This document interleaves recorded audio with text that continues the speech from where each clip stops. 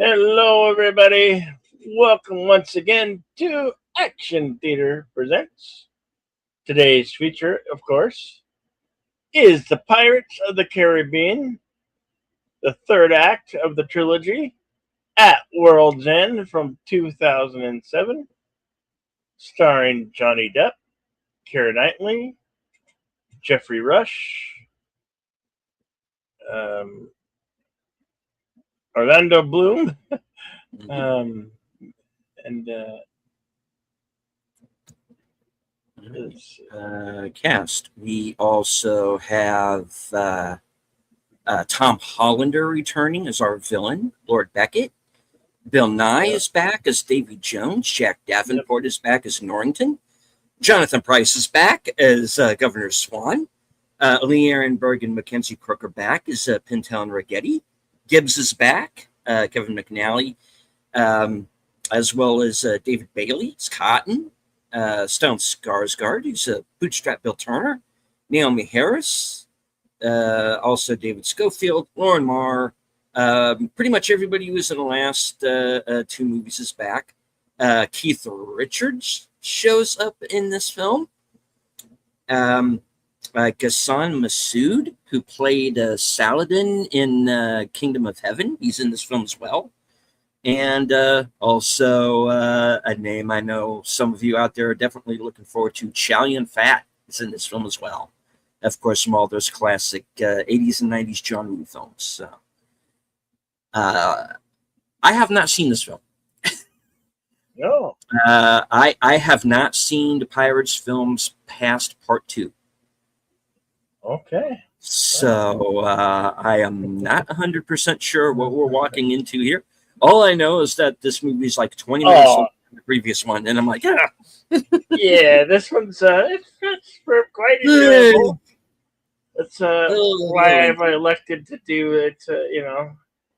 These are all summer blockbusters, and a summer they're lack of blockbusters.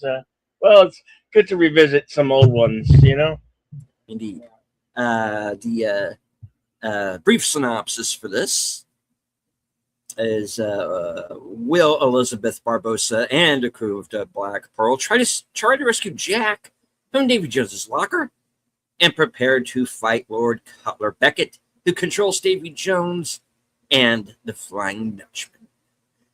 Because, of course, at the end of the previous film, Jack was taken by the Kraken. He has gone down with the ship. The Black Pearl is no more, and or at least for right now, no more. Who knows? They may resurrect it. Davy Jones is now in the control of Beckett because Norrington has brought his heart, the thump, as Jack calls it, to Beckett, and so we're the last film was basically The Empire Strikes Back, almost literally, really, of this particular trilogy. And so, will our group of Jedi, our pirates, come back and save the day? Yep. And take down the evil Lord Beckett, who's kind of the kind of wants to be the emperor. And so of course we have Gore Verbinski returning as director. We have the same writers as the previous two films. Jerry Bruckheimer, of course, returning as a producer. So really quickly, I'd like to say hello to everybody who's joined us here in the live chat. Yes. Faithful Blue Wrench, channel member of both of our channels, in fact. Mm-hmm. The Bird Woman of YouTube. 31 months. Thank you. Thank you for being a rock star. All right. That is awesome. We also have in the chat Andrea Black, friend of the channel. Hello, Andrea.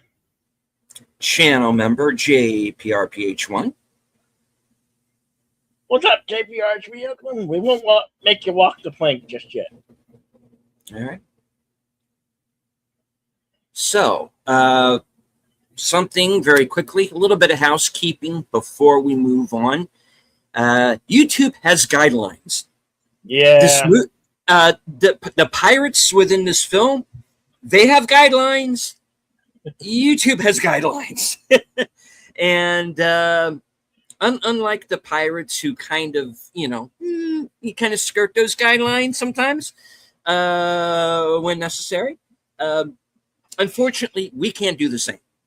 YouTube has some pretty stringent rules here in America about copyright.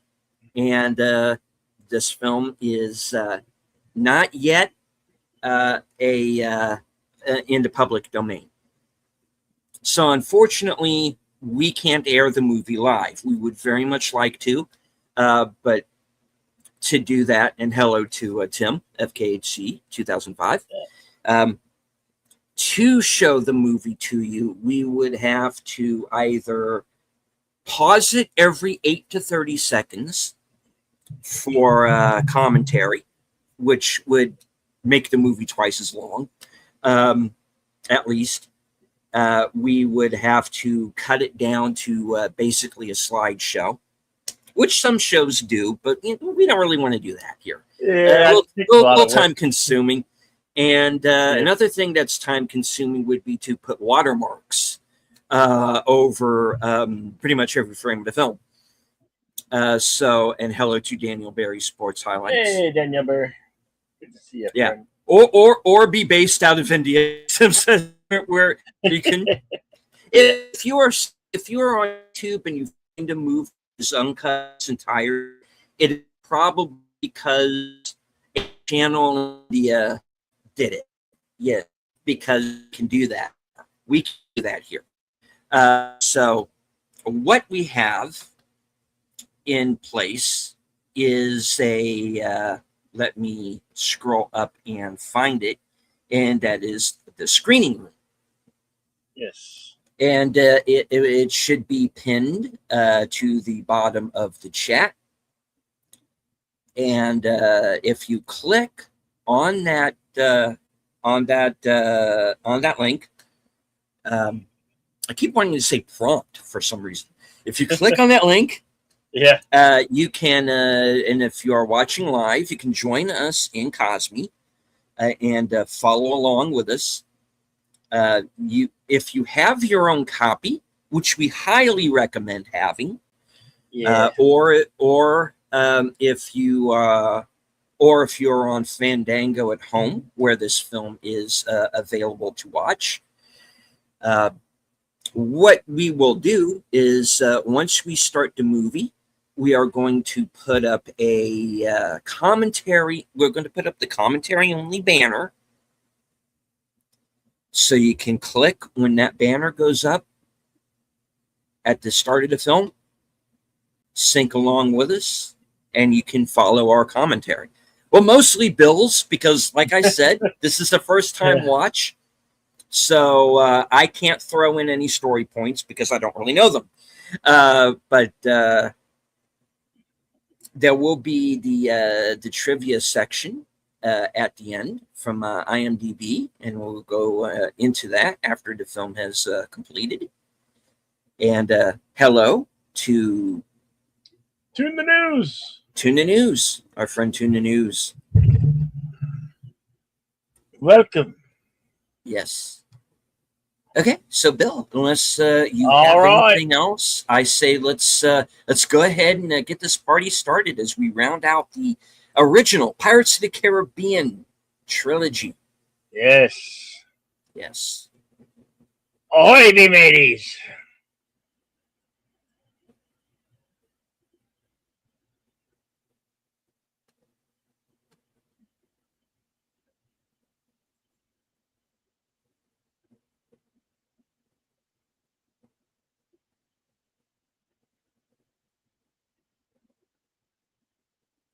Film is PG-13 at a runtime of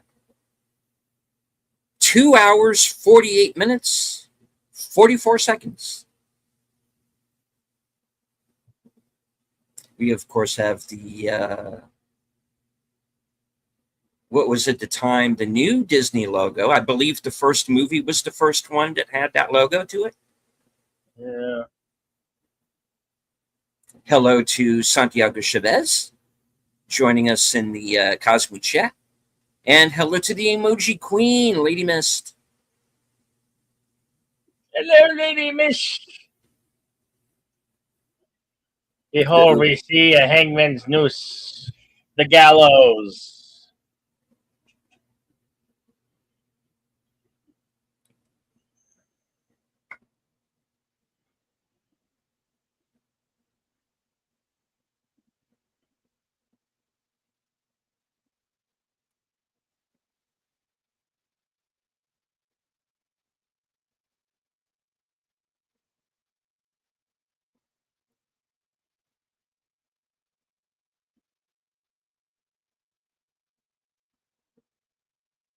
Uh,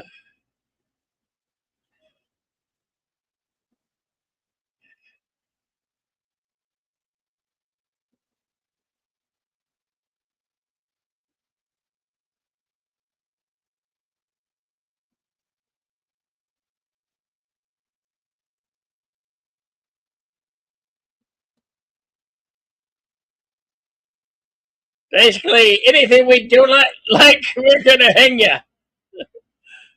Is that kind of like in the UK right now? I don't know. Maybe they Yeah, were I was projecting something. I was about to make a French Revolution joke, but this is actually not too far off in the UK right now. I know. This is actual stuff that's going on today. Like, yeah, it's that not even their own citizens like living there.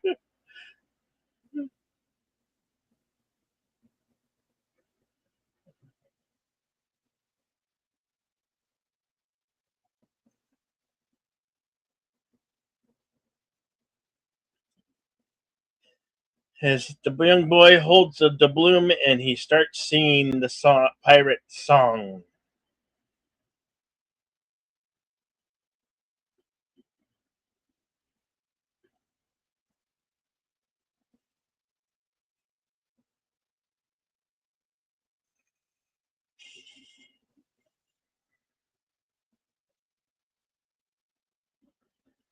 They're ever gonna hang a 9-year-old boy?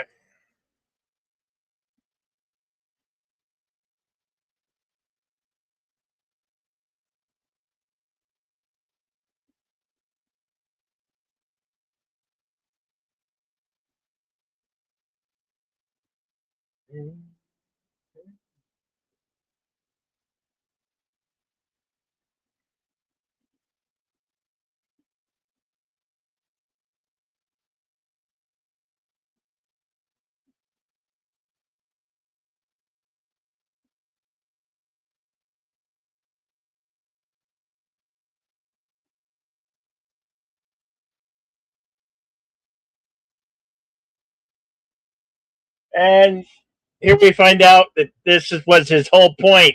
He was hanging everybody to get them to sing this song. That might be a little bit telegraphing, but spoiler alerts. This was 2007, so little bit of spoiler.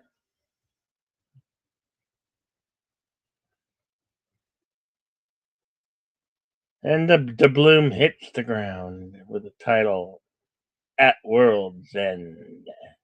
Arby hardy yar. Hello to Enigma Severus.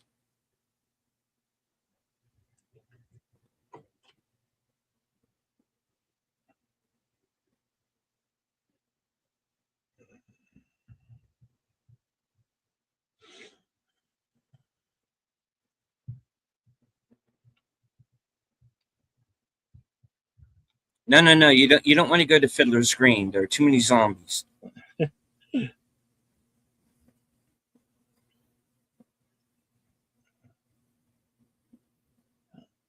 And one of them was John Leguizamo. Yeah. Yeah. Is it the Cornetto trilogy?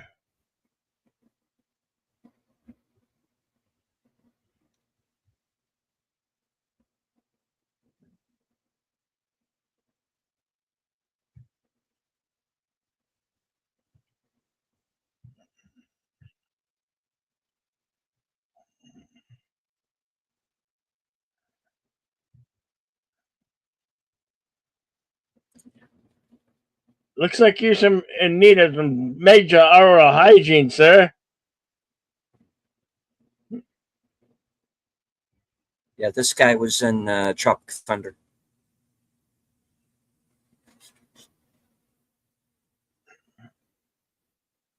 And Barbosa is back. I love Jeffrey Rush plays a great pirate Barbosa. You know when you think a pirate of the Caribbean film, you can't imagine it without Captain Barbosa or Jack Sparrow. It doesn't make for a Pirates of the Caribbean movie without those two main characters. They're in it so well, and they play the part. They literally develop the roles.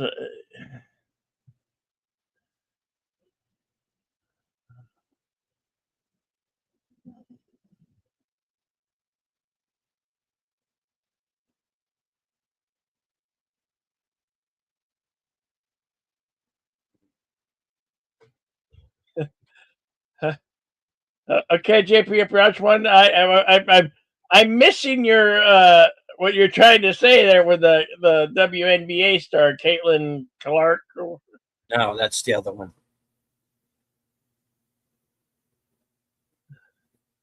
It's the sails. It literally is Land of the Dead. They're coming out of the water.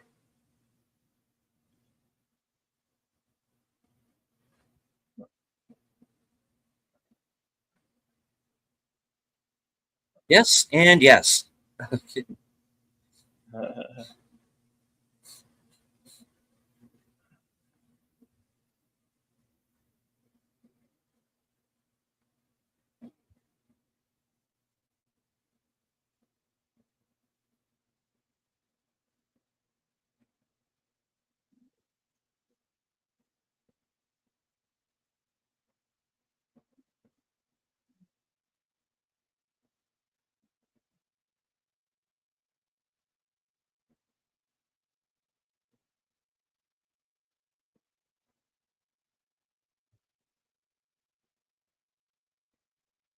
Oh, when you put it that way,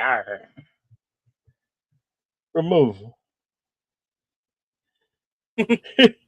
And we find out that she's just one of the smallest. She's the most heavily armed.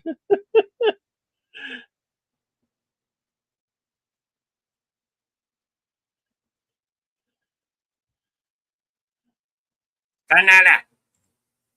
No, this is not a commercial for the NRA, although it's been considered in many spectrums. Damn, girl.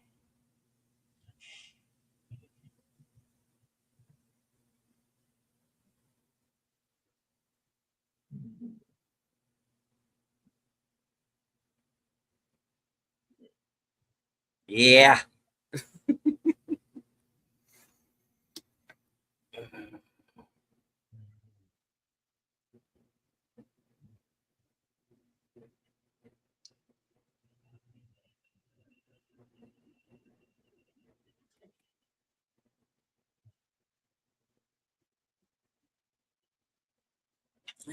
Definitely got some of Davies guys here.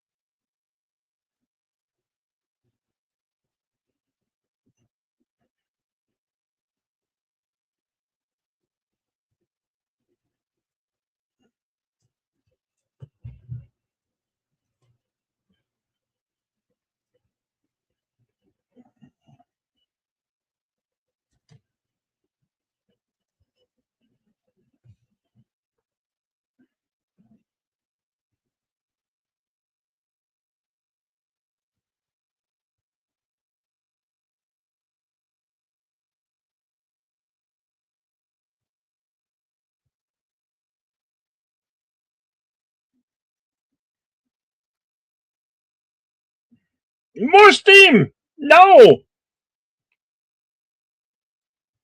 Ow.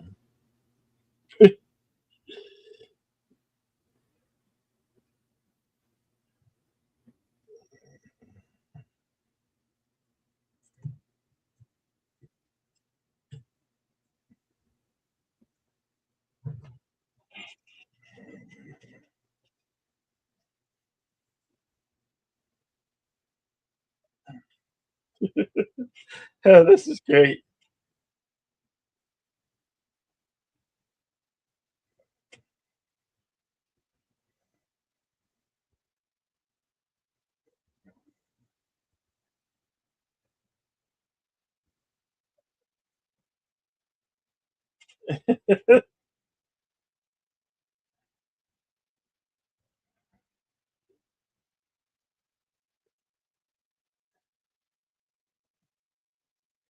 Different 2 point different point of views.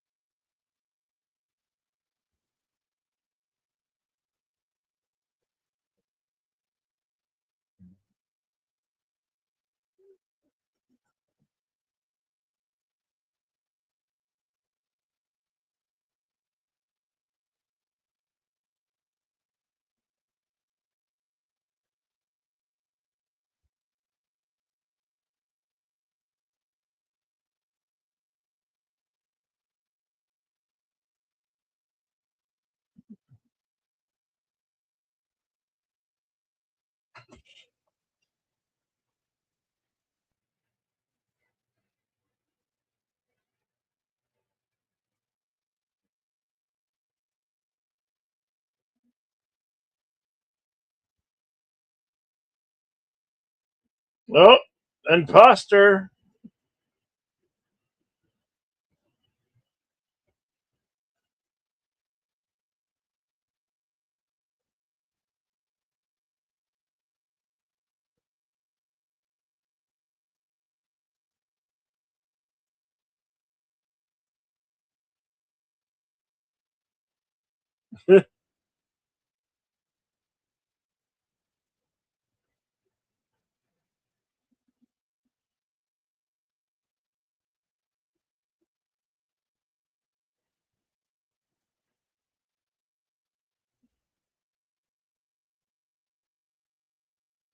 Yep. Double cross.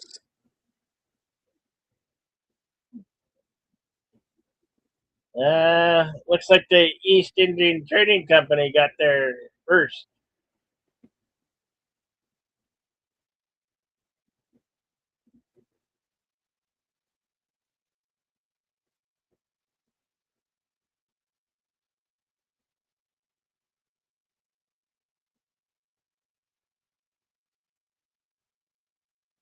Oh. Oh, that was a mistake. Yeah, she's mad.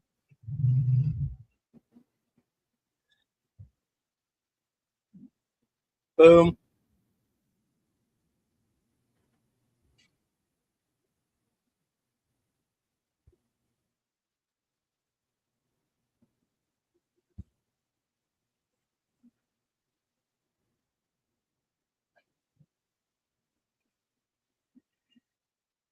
Oh no. It has a little bit of recoil there, little guy.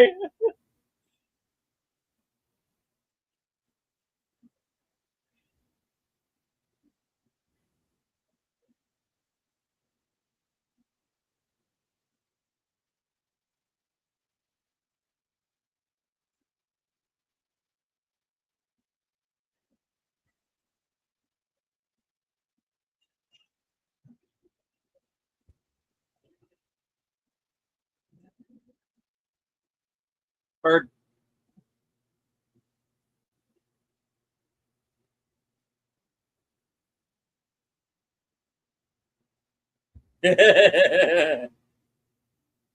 Body, Padme.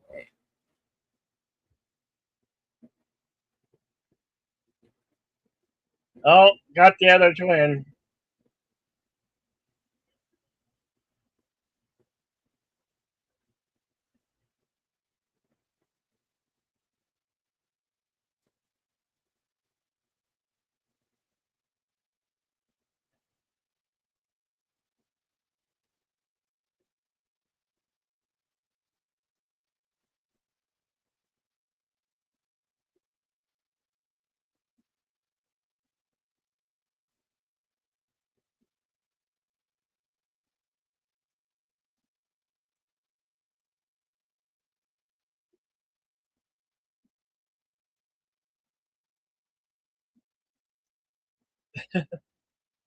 Uh oh.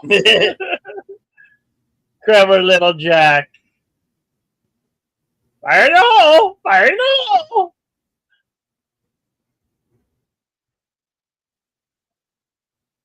right, right into another act of fireworks.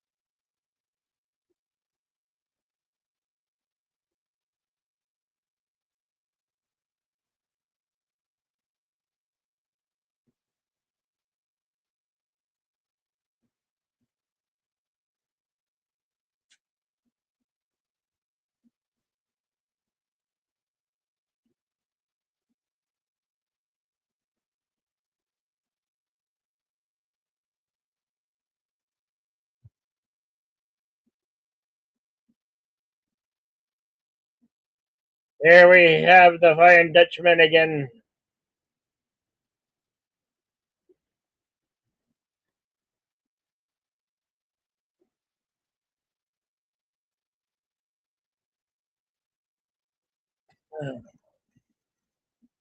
Flying Dutchman is now like a submarine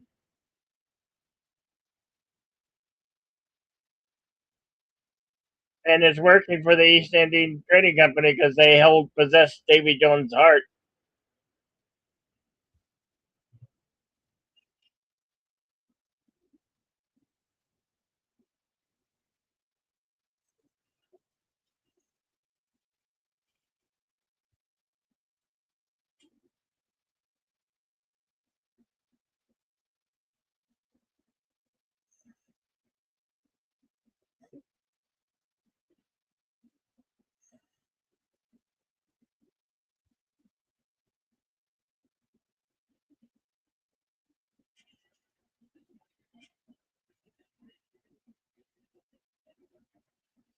Did we get into wonder? Did somebody able to count nine pieces of eight? Wouldn't there be just eight?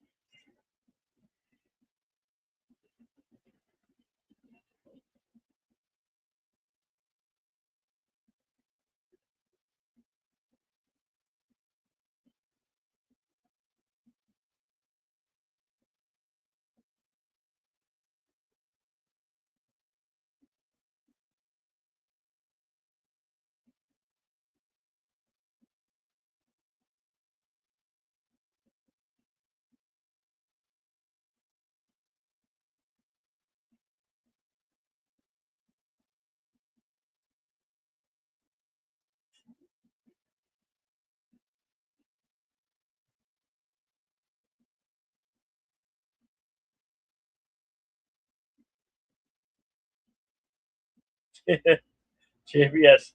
Come sail away, come sail away with me. Oh, little Jackie, are you cold?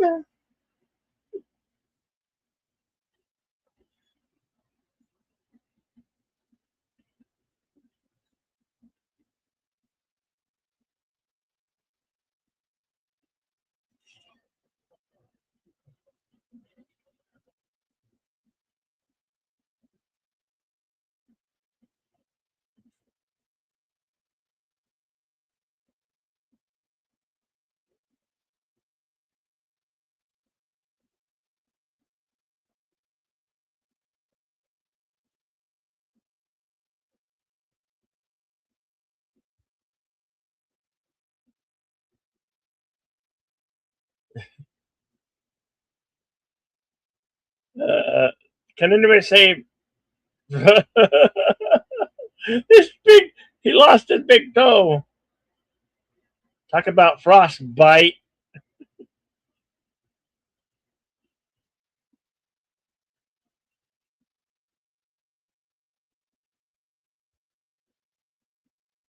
Oh, get it off! What is that thing you put on the screen?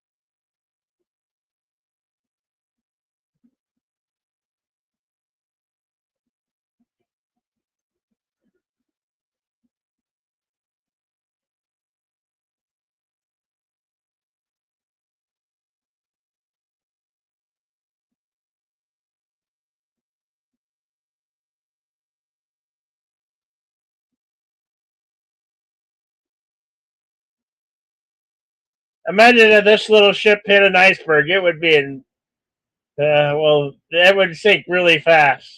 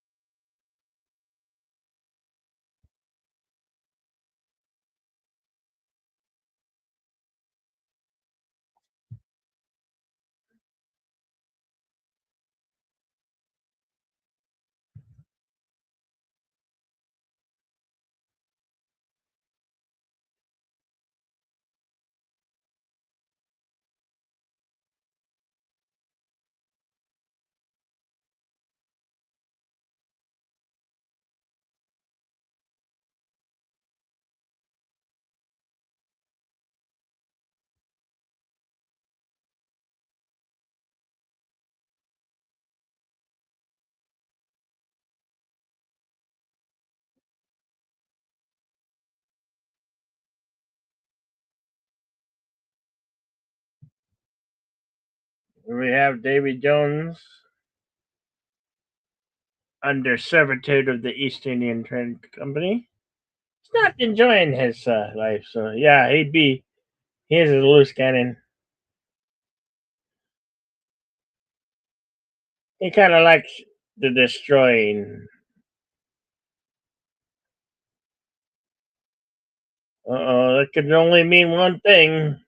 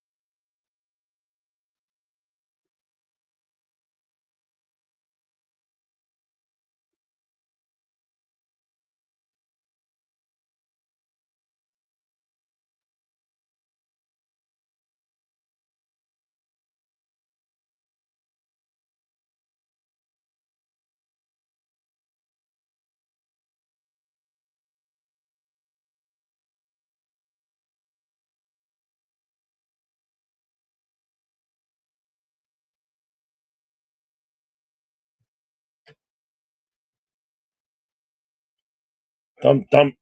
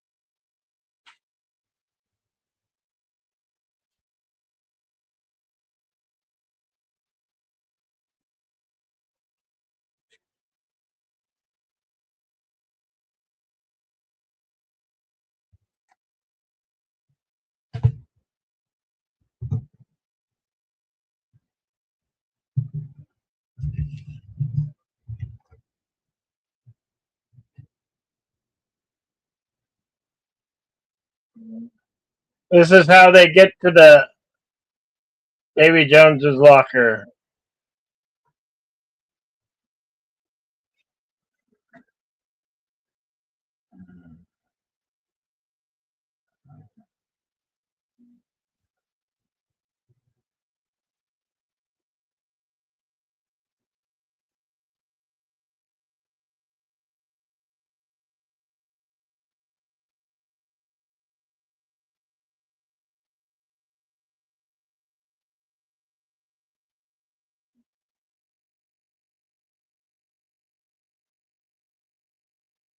Oh, piddle.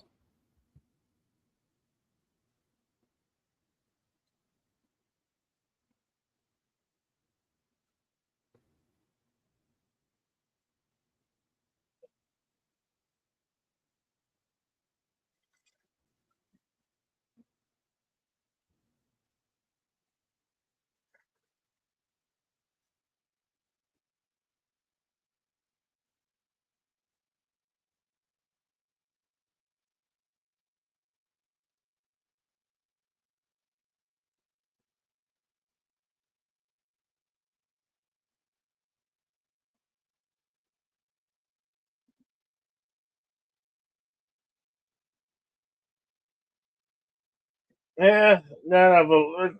I don't think all of them made it.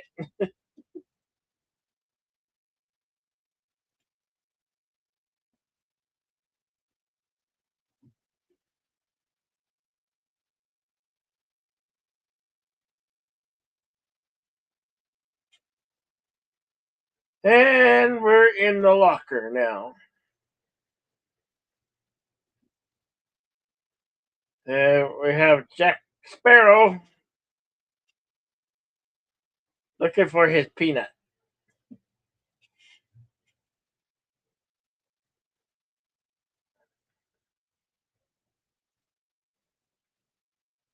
The only thing to eat.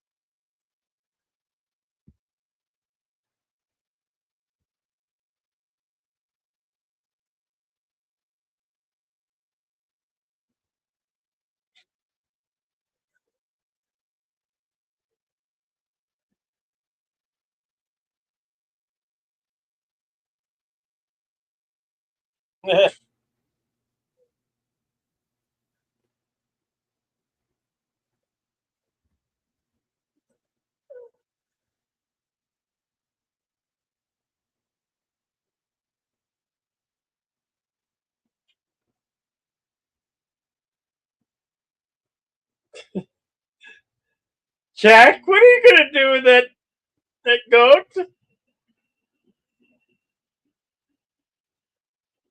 Don't do it, Jack.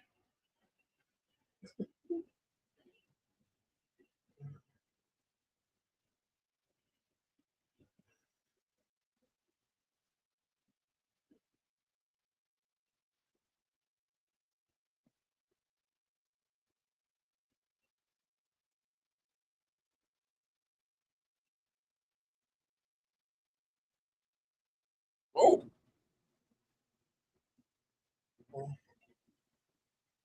Remember, if you remember what she said, what Calypso said, the torture of one's soul, and this is he's torturing himself.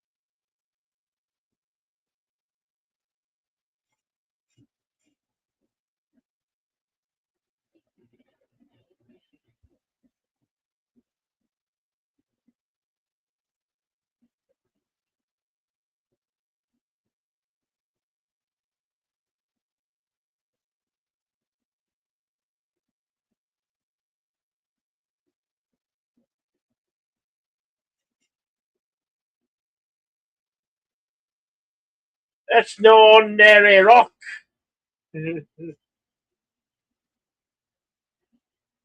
He's still in the rock to shoot.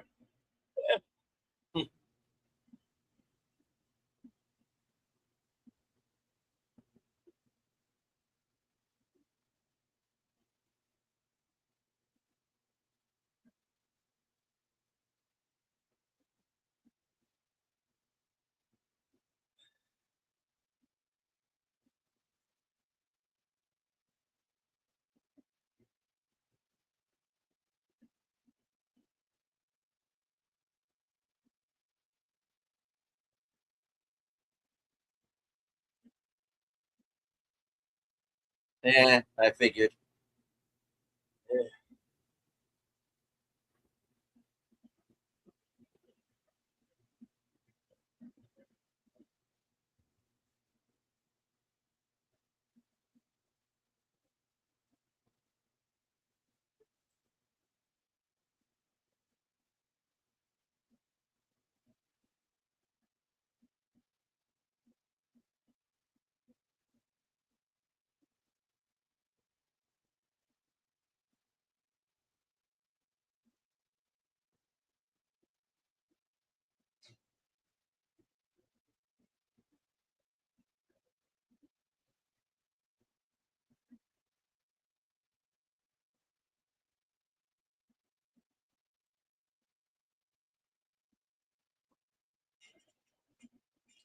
Yeah, now there's rocks are multiplied, but there are no rocks.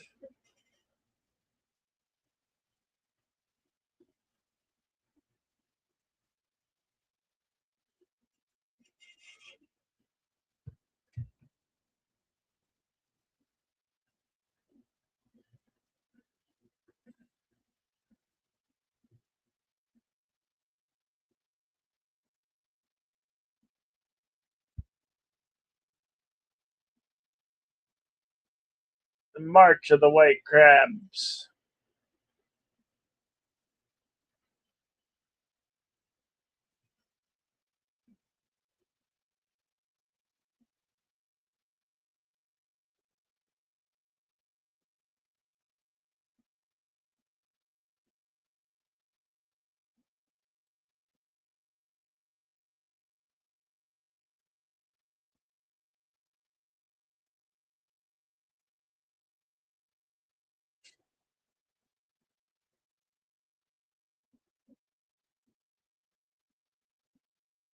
Boy, those crabs have great work ethic. They can haul a lot. Nope. Where are you going with my bloody ship?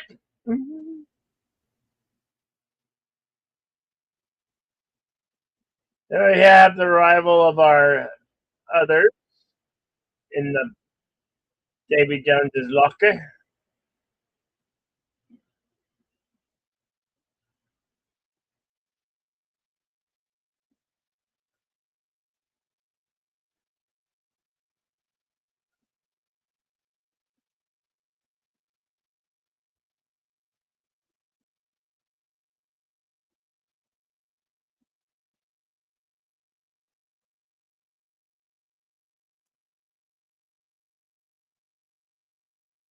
Not every day you see a ship, pirate ship on the sand dunes.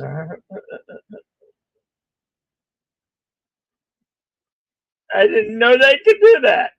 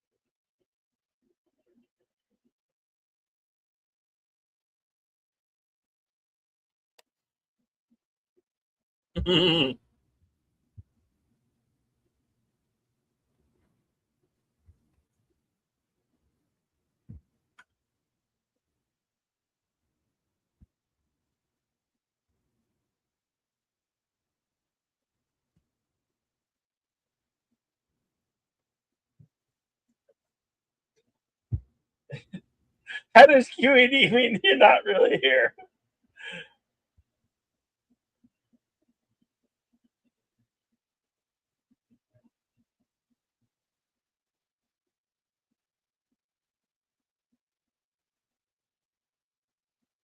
Arr, we heard.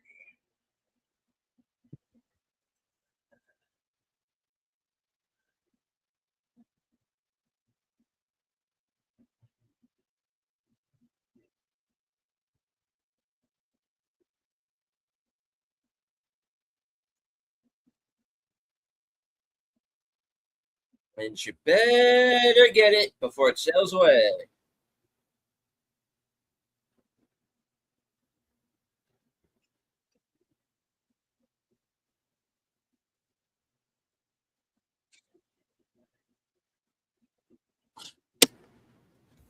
Yeah, I know. You already got Chai Yun Fat killed for Pete's sake.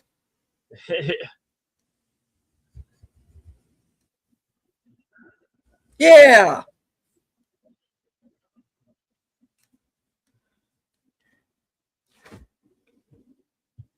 One of you succeeded.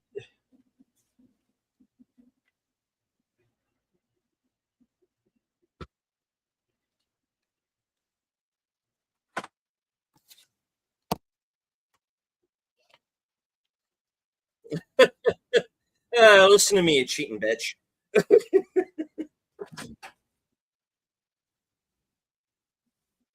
Cotton.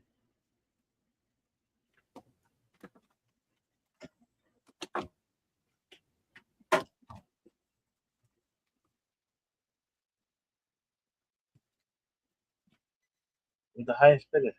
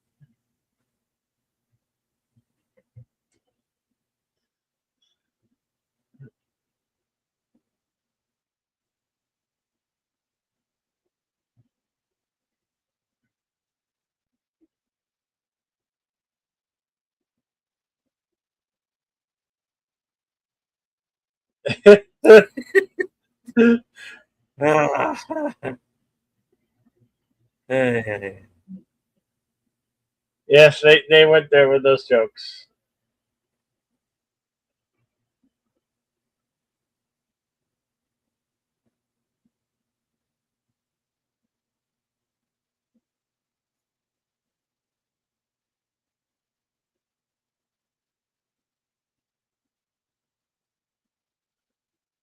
Is it?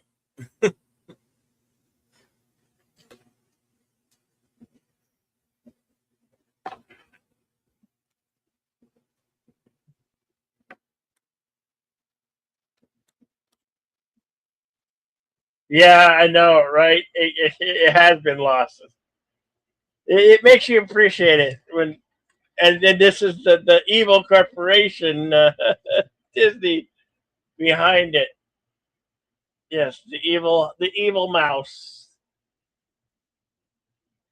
Back when they actually cared a little less, or put a little bit more that you could get away with.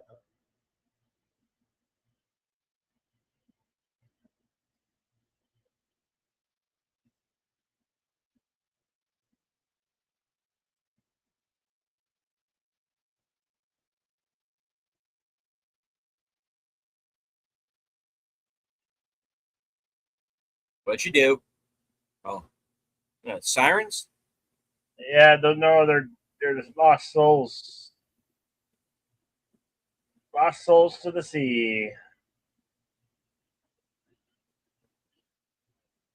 With the Dutchman not doing what it's supposed to do, many lost souls.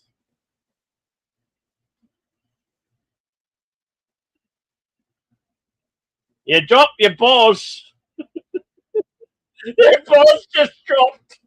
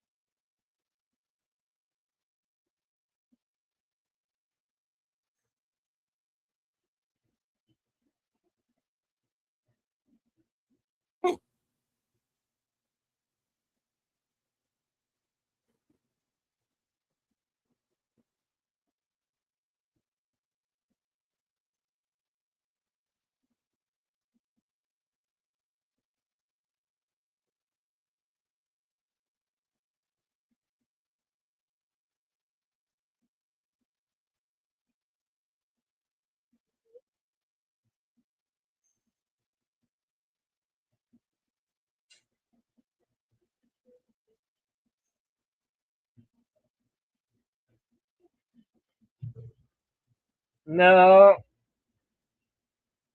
your father's been murdered.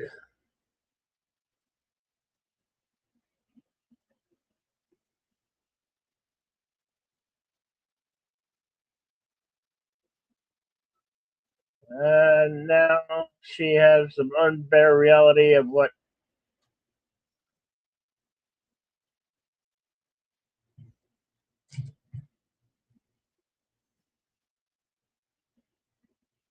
Yeah,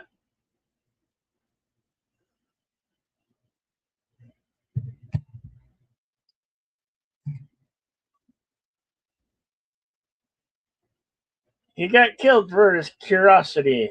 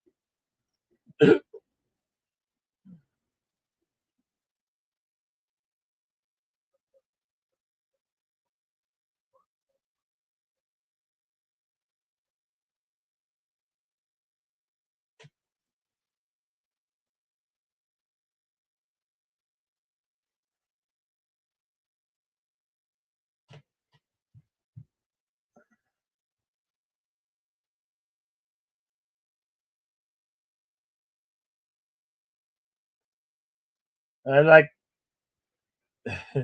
the rum's gone too. Ah, terrific. Why is the rum always gone?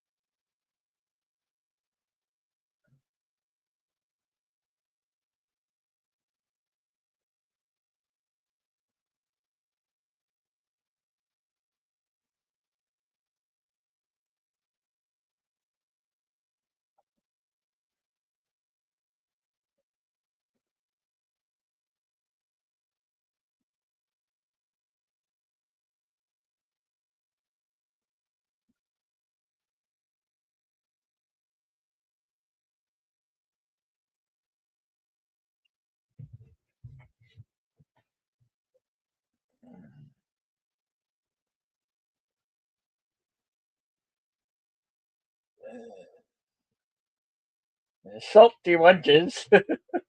We can get Roman salty wenches.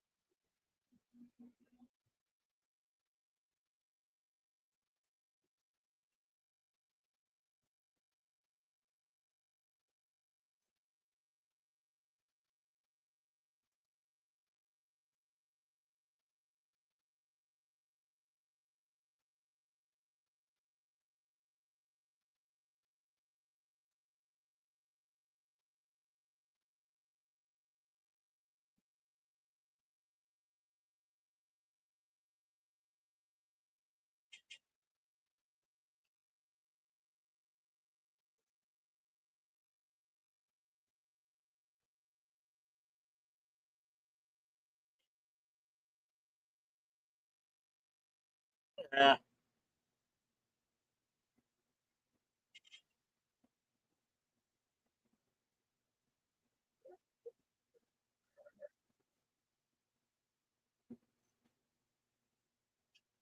Hey, he's on to something.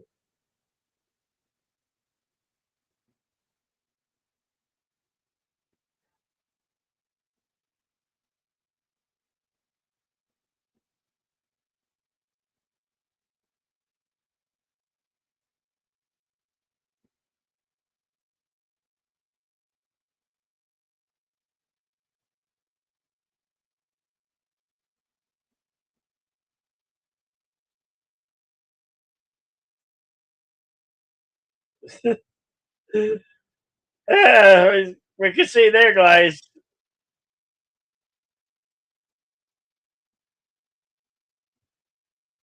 Are ye wanting to be doing this? Is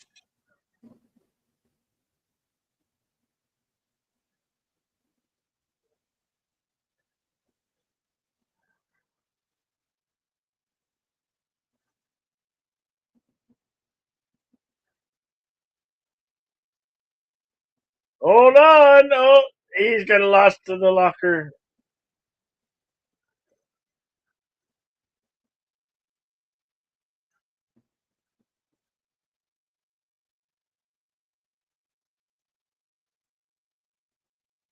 Oh, Oh! and here lies one deputy who got hit by a cannon. Literally.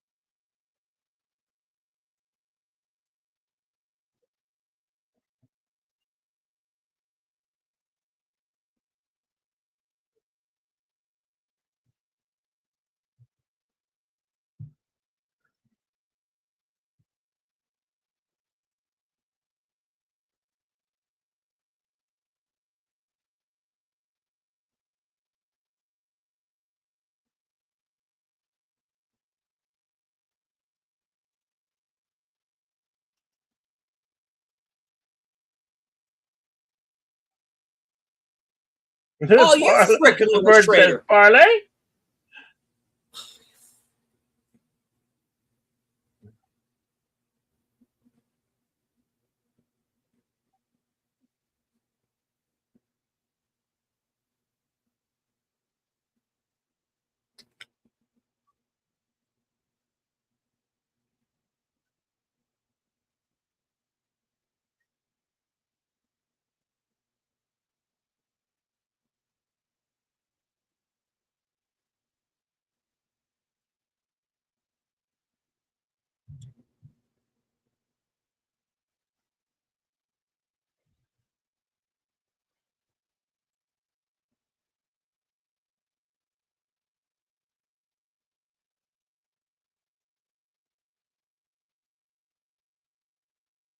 You're welcome, JPRPH1. Much glad you enjoy them as much as we do. Thank you for becoming a member, a sponsor Whoops. for 6 months. Awesome. You have made the Oh, rock star list.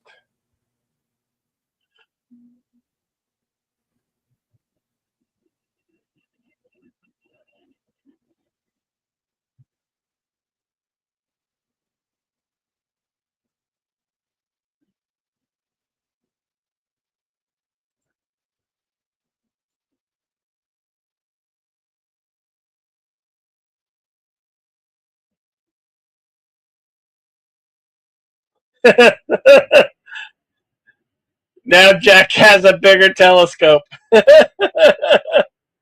Where on earth did he find that thing? Mind the boat. Mind the boat.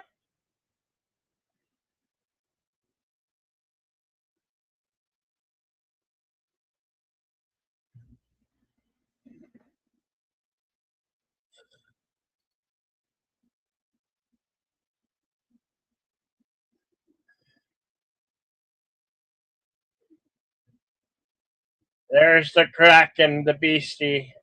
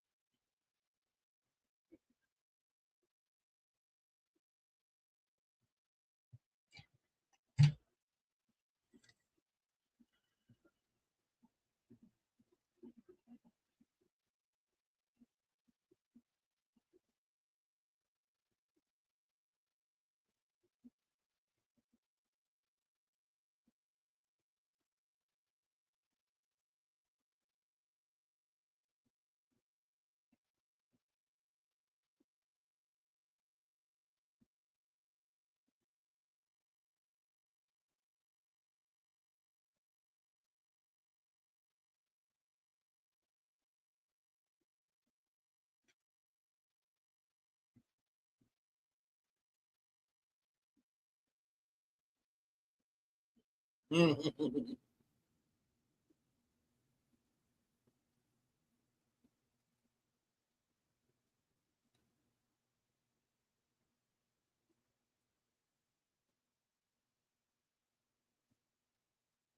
good, he didn't die.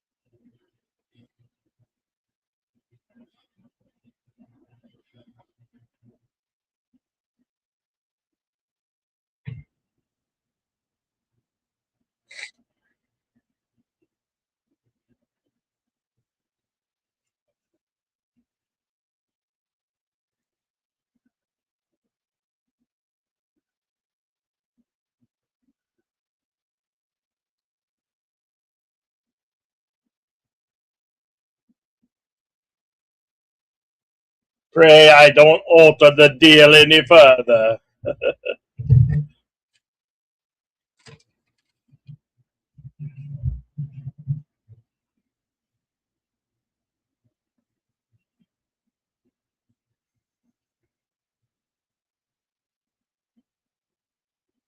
Calypso.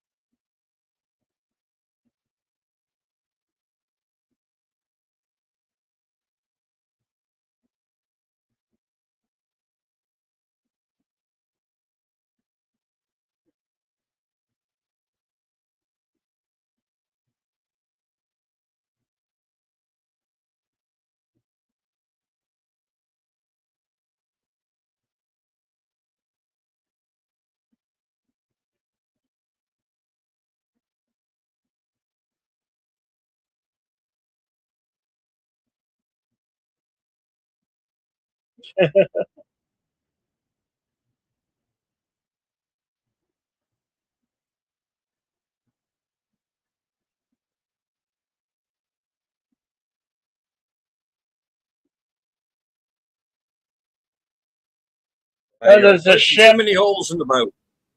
the Endeavor. Also, I've also believe they named a space shuttle that one, the Endeavor. Well, one of them anyway.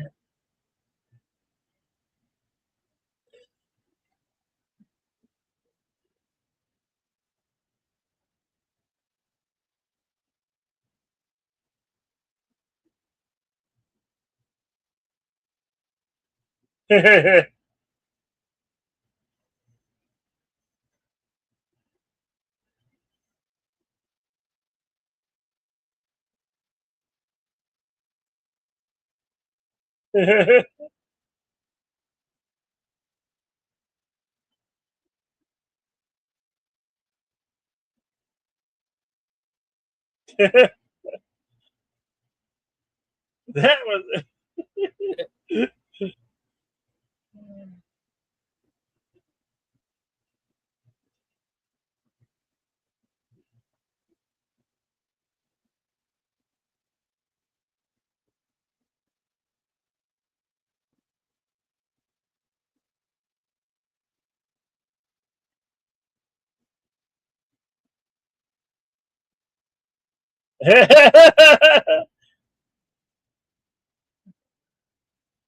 That's going to take a while.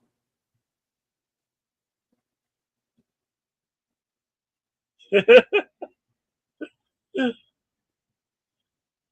think that one he definitely worked out, planned out.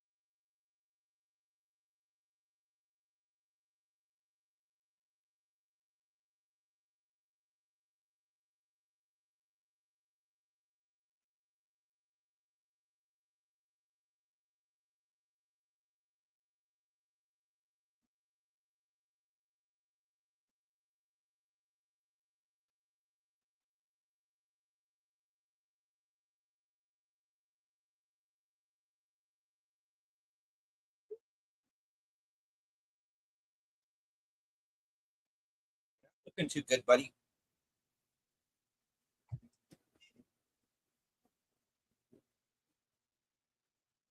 Timestamp 1 hour, 18 minutes, 40 seconds.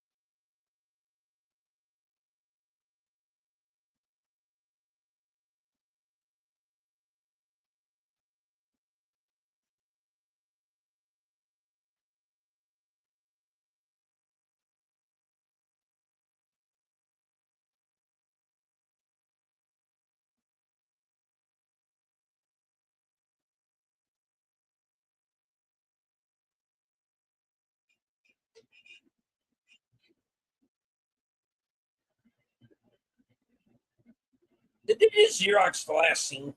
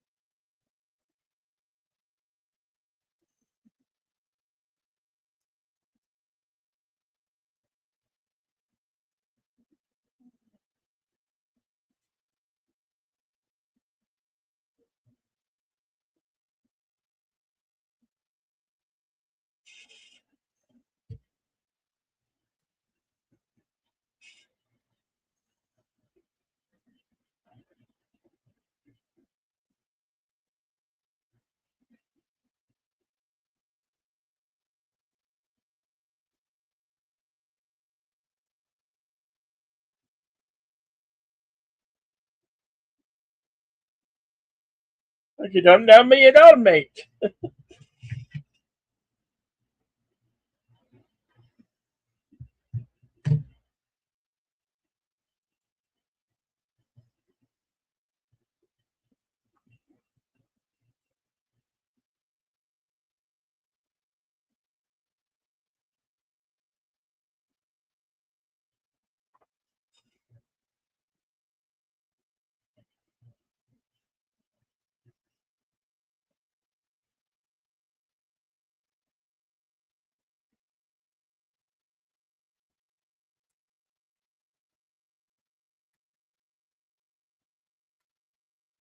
Yeah.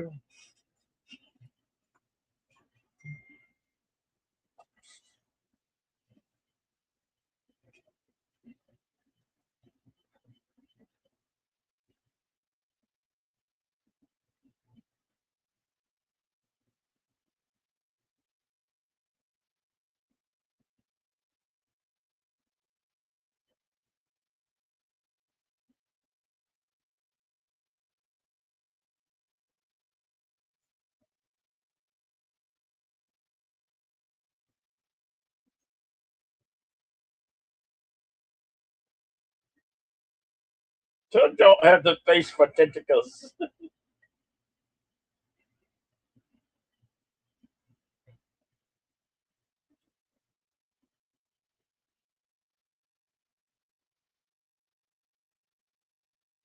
Uh, yeah, nobody wanted to smell your breath, Jack.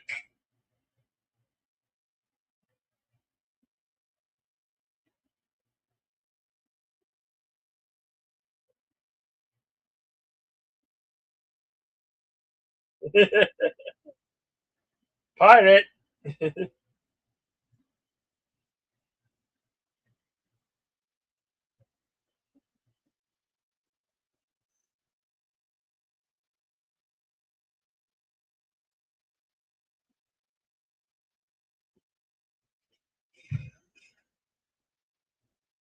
Choosing a side.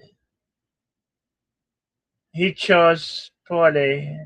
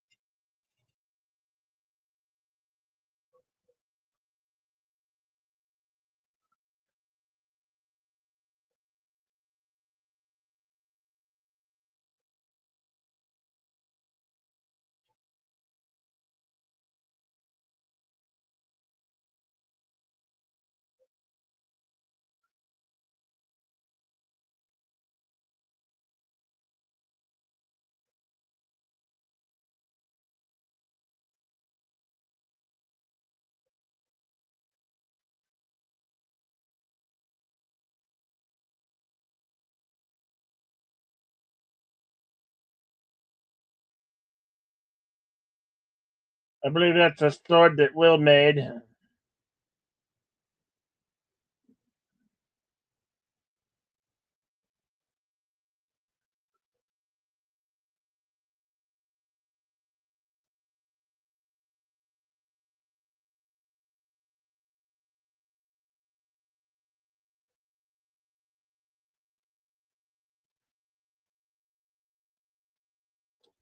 For now.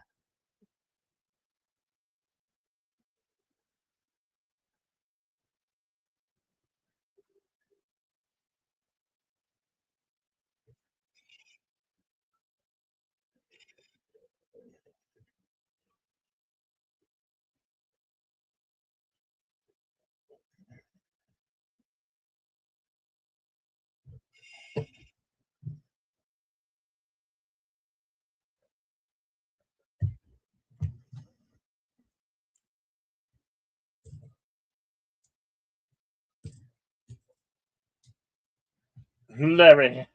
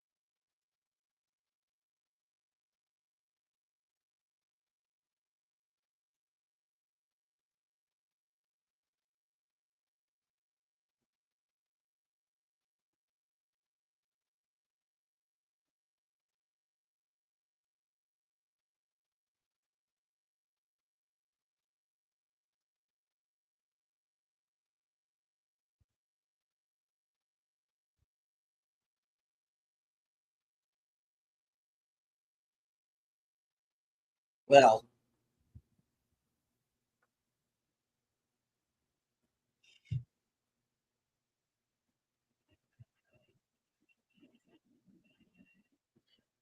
Timestamp 1 hour, 31 minutes, 39 seconds.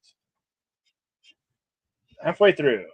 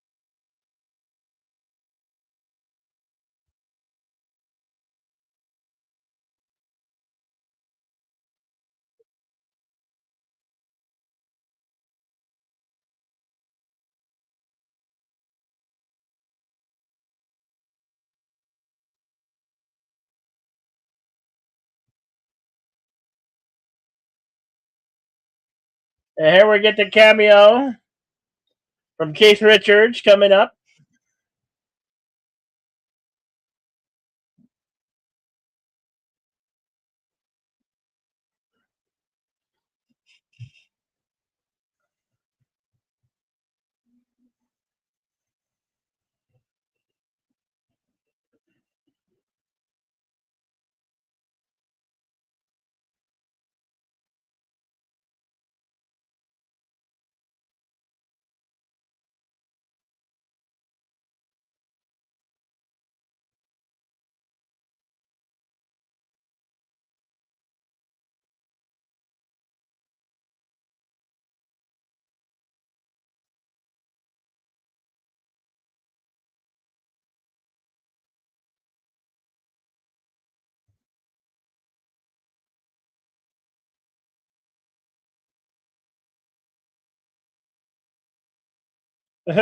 His one eye was 9 pieces 8.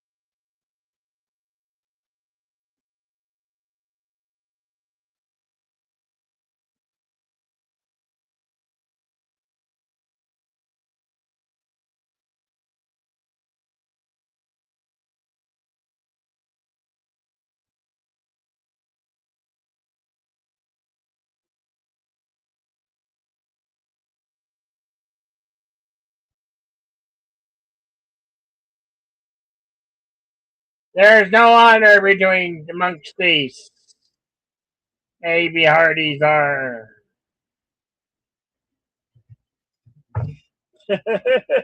It's politics.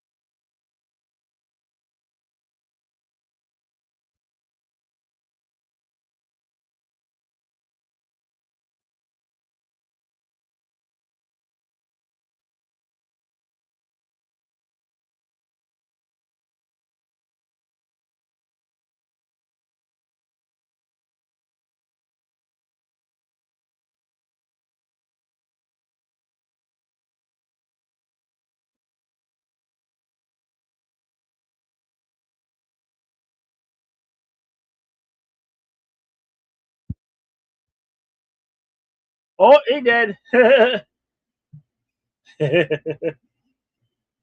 And it's just Captain Jack Daddy, played by Sir Keith Richards. Look inspired Captain Jack Sparrow.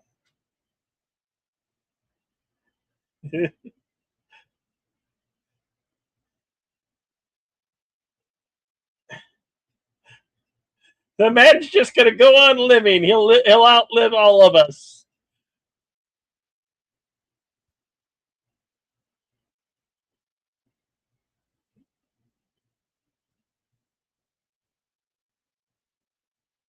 Code X.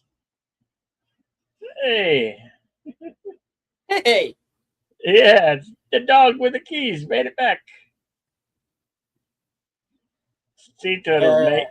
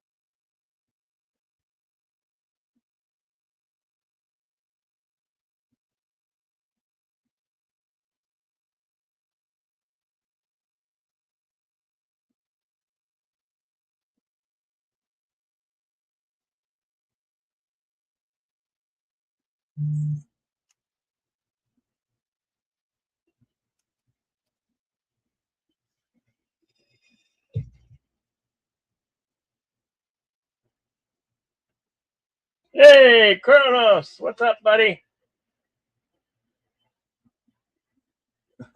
What? I'm sure we should go to war.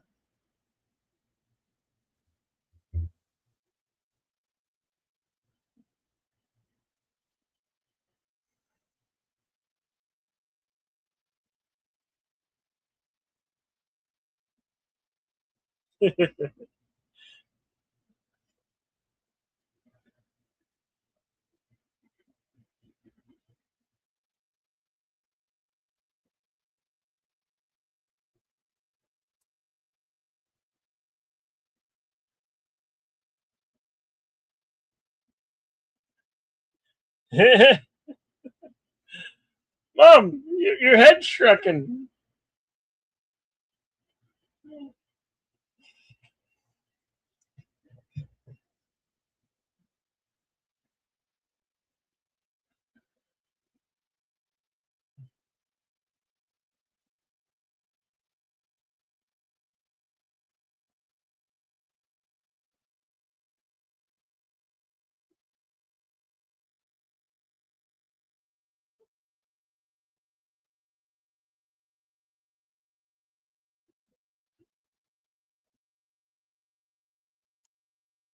So is the whole armada of the East Indian Trading Company. Holy boonga boonga. The abandoned ship. boy, get back here.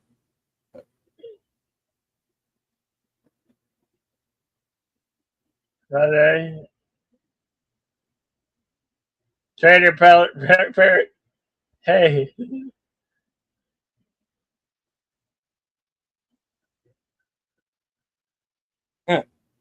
So we're actually going to do this, huh? All right.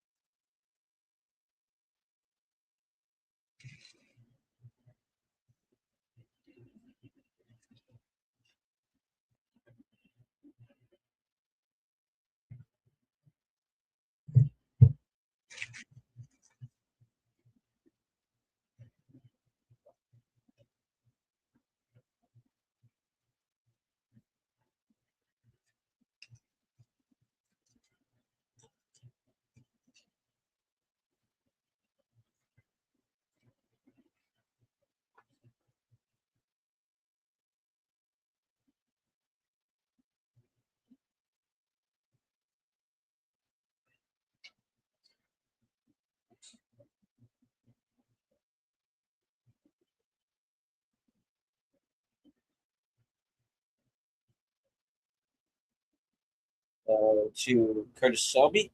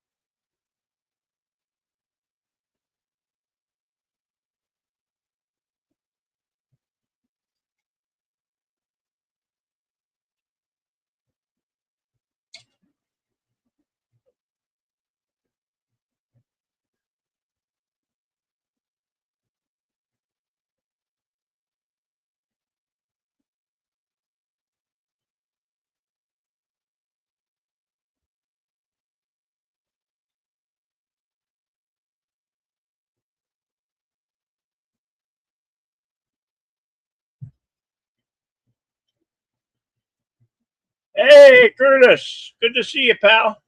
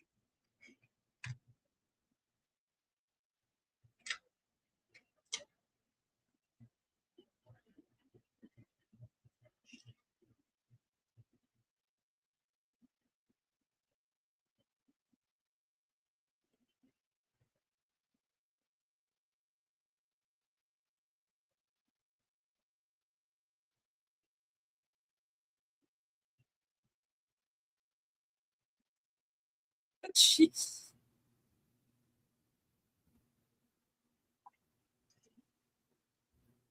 Is this making this up as he goes?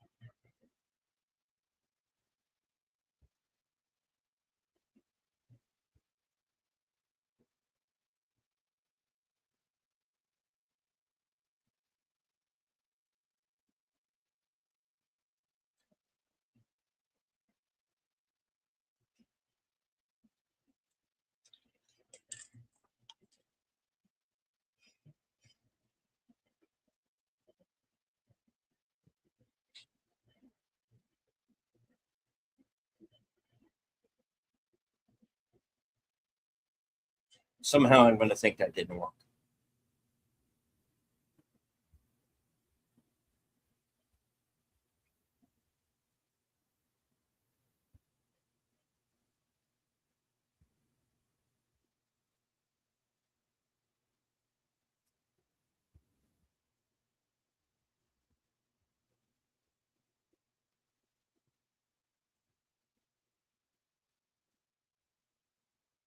Oh, is he finally going to become useful after 3 movies?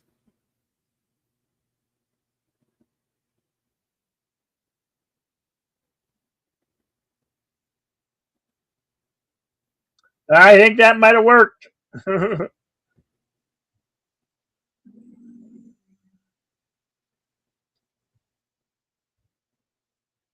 She's not going to be happy.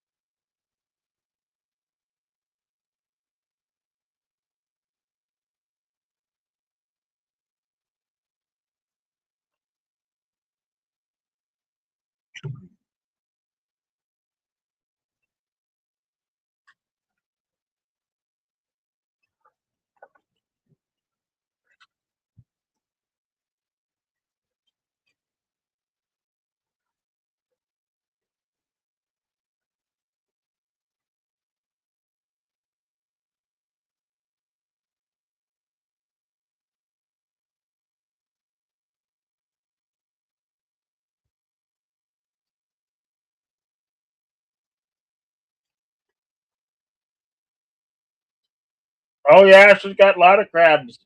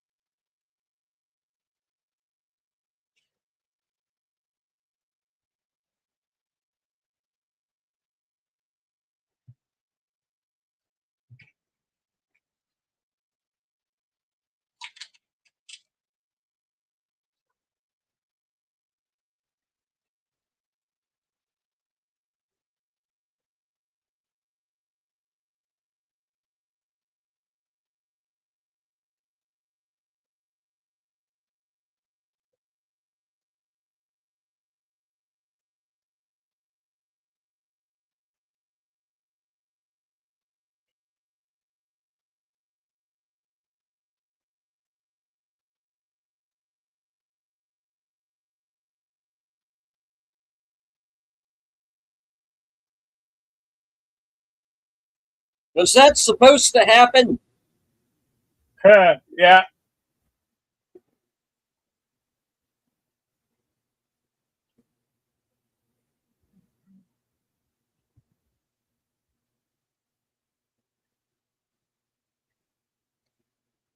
Uh,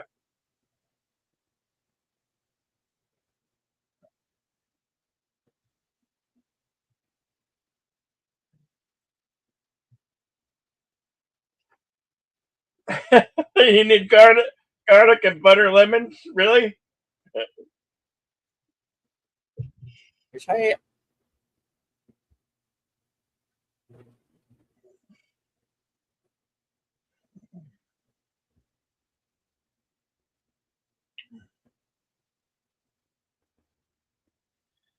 We're now at 1 hour 59 and 50 seconds.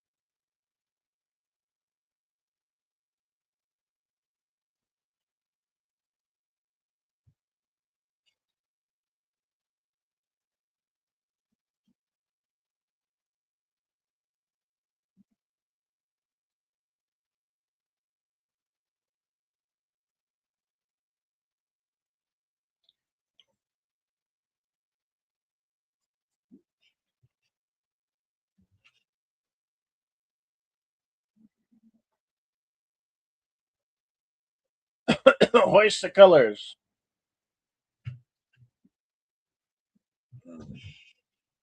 Hoist the colors.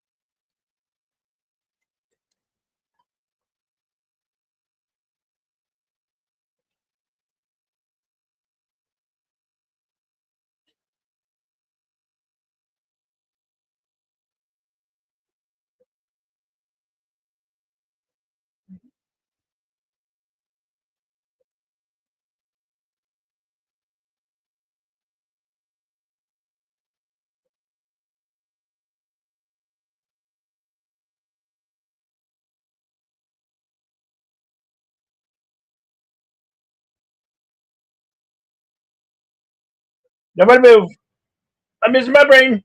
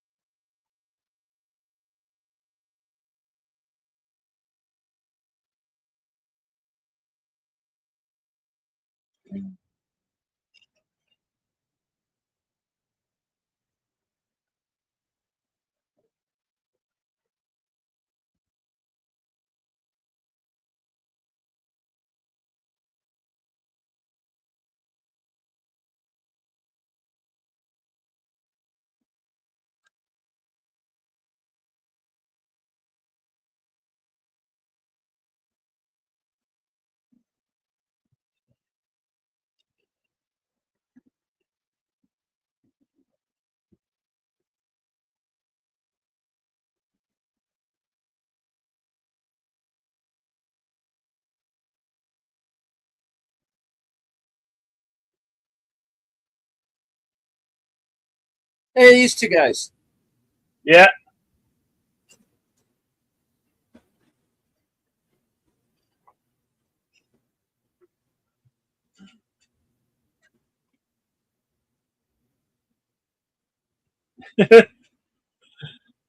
I believe the fish people.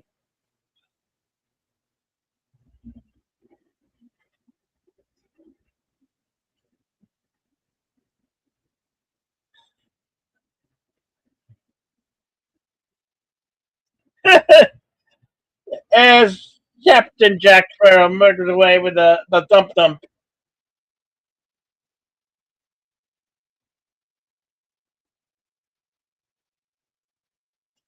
Yeah, yes, and once upon a time there was roly poly fish heads. One time took one out to see a movie. I didn't have to pay to get it in.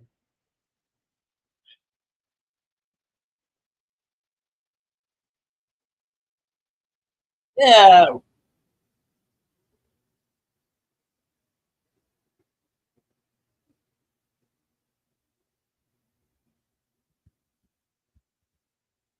He got the key that goes to nothing. Yeah.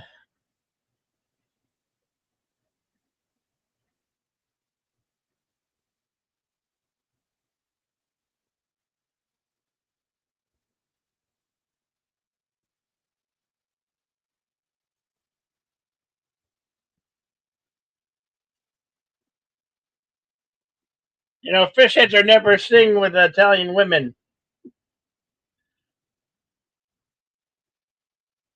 and they are roly poly. In some cultures, some people do eat them up. Yum.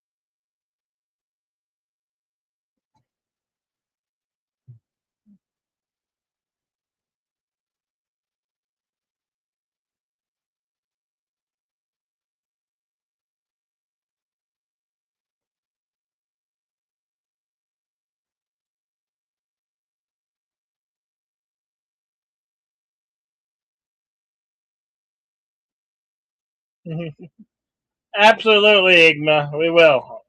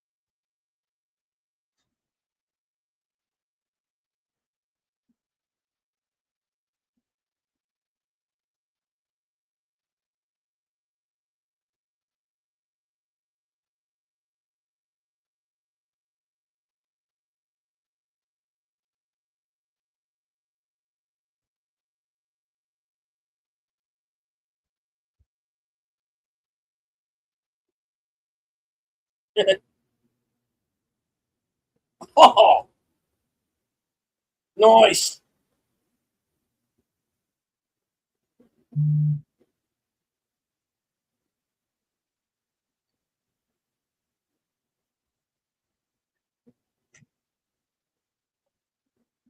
Meanwhile,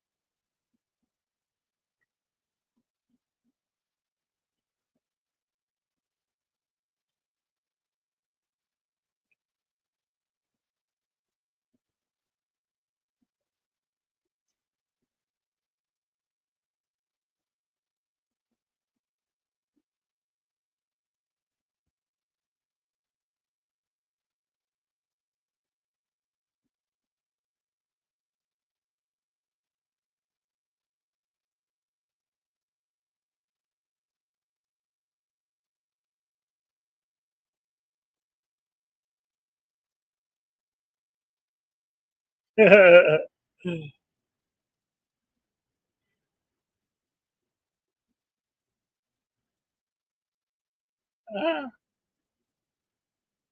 that guy.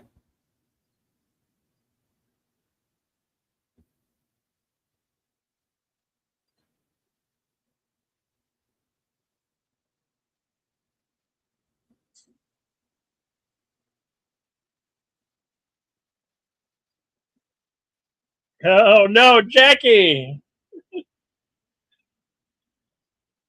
Hey, we fired a monkey at him.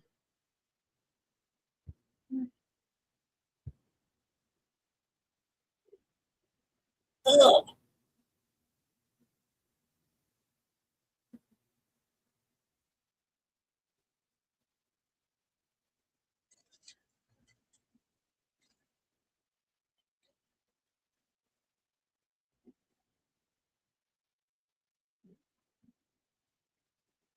Hey, somebody had to do shot the monkey. Shot the monkey. Remember that song from back in the day? Oh, yeah. Although I think it was shot instead of shot.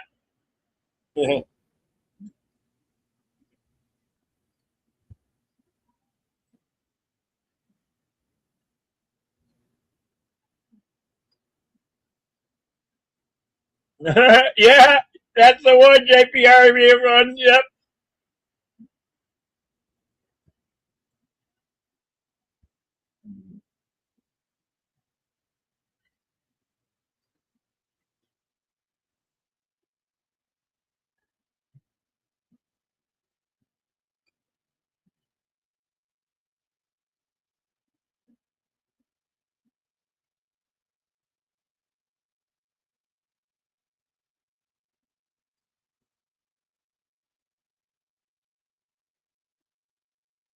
Oh no!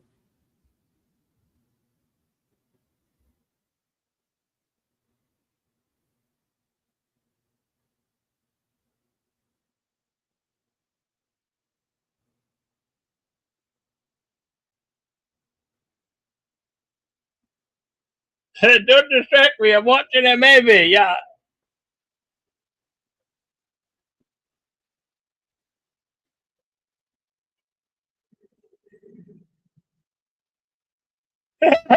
The tentacles all moving on the deck.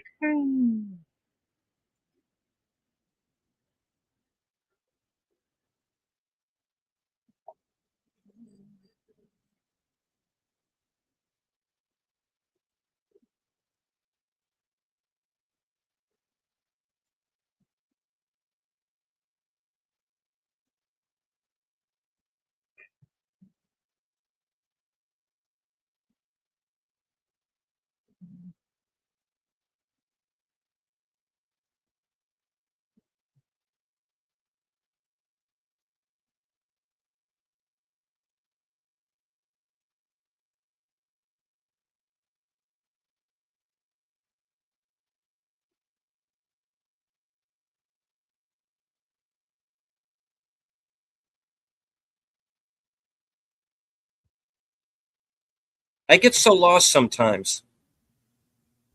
Days passed, wasted, and these moments keep slipping away. Sorry, Peter Gabriel again.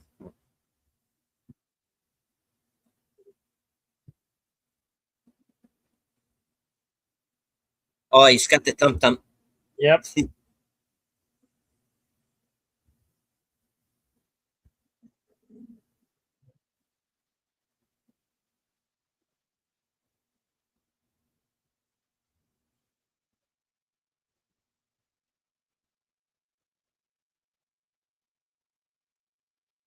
Ship must have a captain.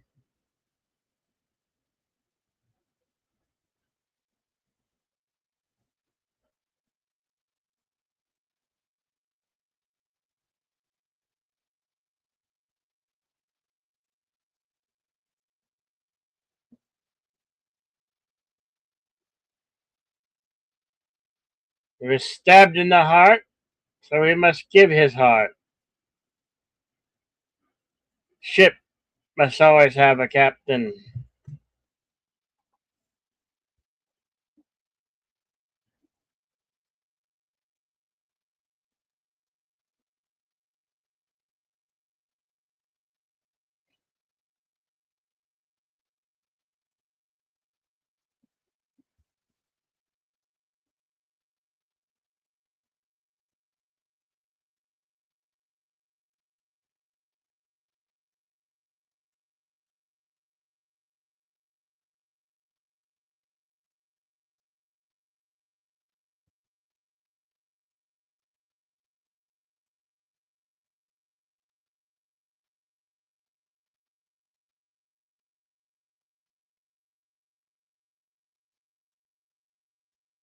Davy Jones goes down to Davy Jones' locker.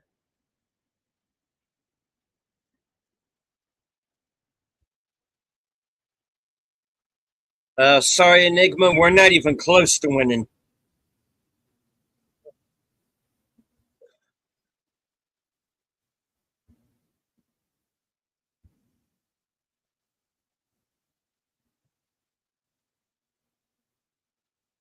We're at 2 hours, 21 minutes, 40 seconds.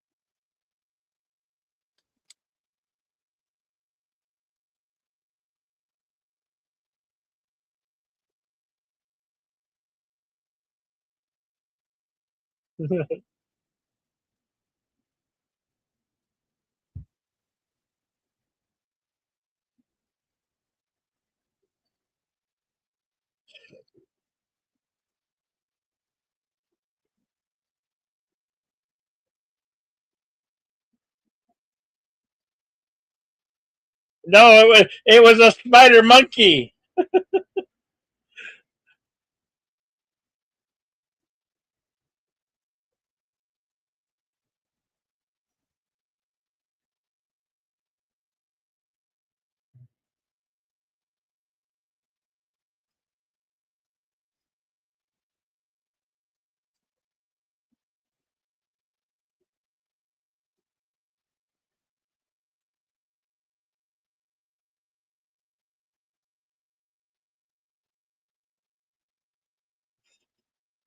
What to see the name of the ship was a Billy Oakie.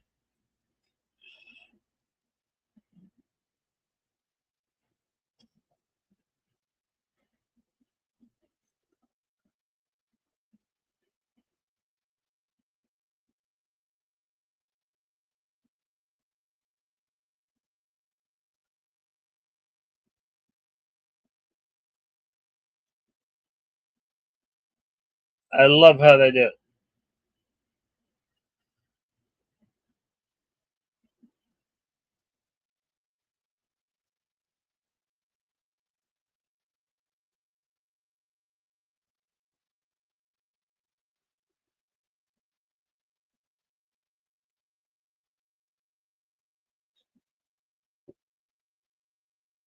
My God, that ship's got a lot of cannons.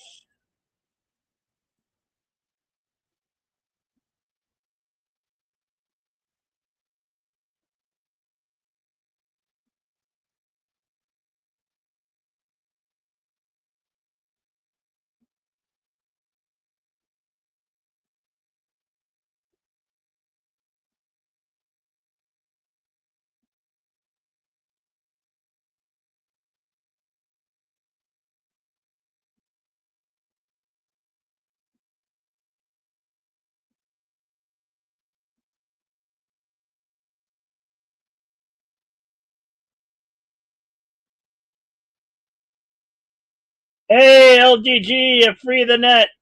Good to see you, my friend. Hope you're doing well. Happy Thursday to you.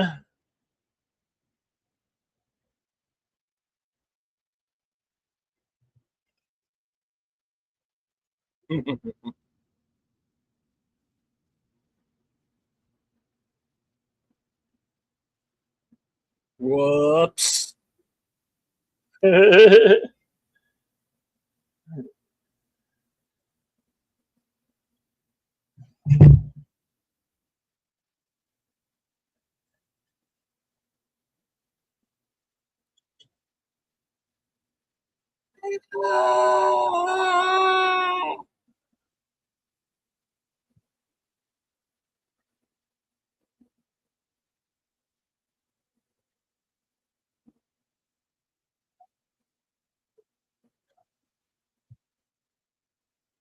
Ah, you're screwed. You are in so much trouble. Yeah, this is one of my favorite scenes too. Just because it gets destroyed.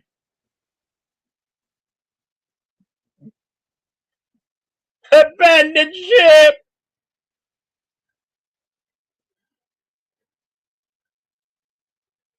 It's like, oh shit, not again. Damn Polly pirates. Oh shit, there goes the world. It's a space ball.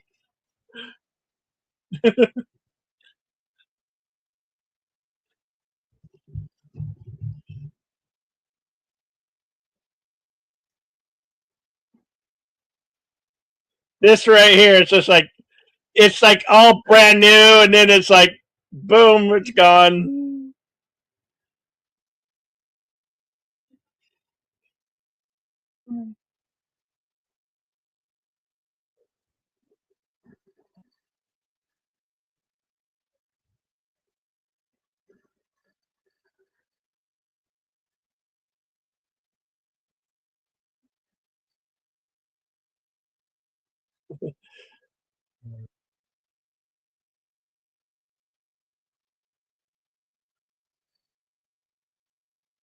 Boom shakalaka. Yes, yes. Boom.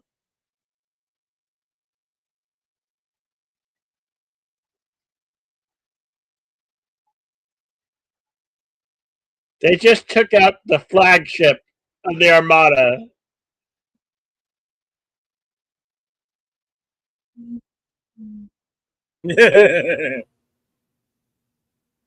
And now those two Yeah.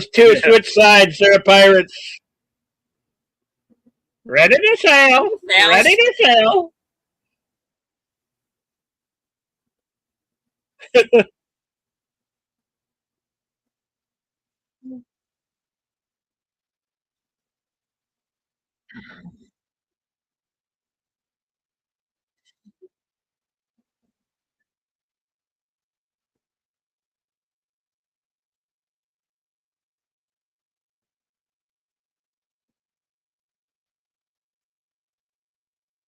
Cotton, you want to throw my hat?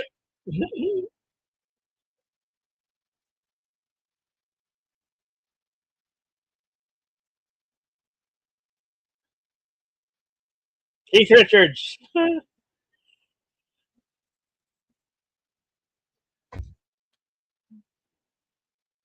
Now go get it.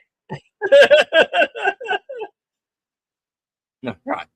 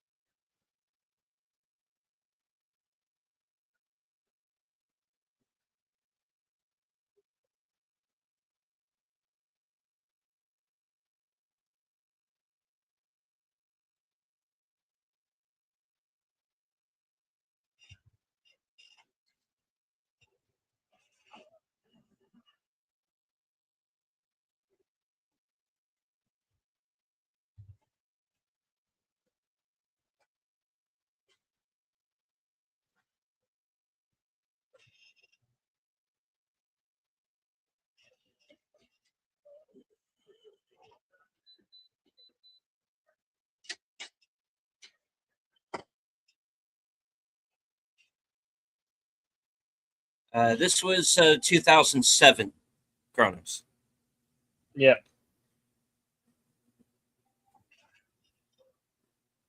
came out the very next year.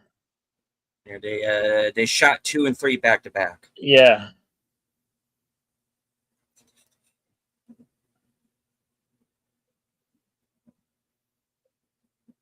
Yep.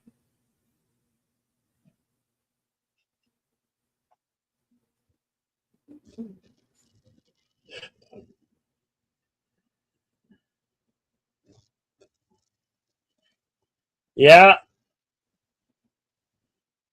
Back when the House of Mouse actually made good movies.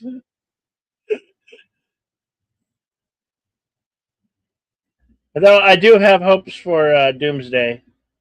It's looking pretty good.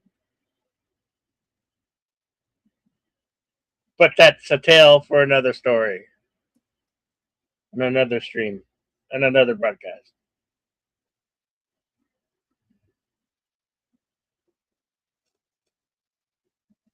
Yeah, I'm with you, Kronos. The first three of the trilogy are pretty good. It gets Indiana Jones in the fourth one, and then The fifth one's kind of all over the map, but they are somewhat fun films, but that's not as great as the core trilogy, the first three films. But all of them are nothing without, like I was saying earlier, all of them are nothing without Jack Sparrow or Captain Barbossa.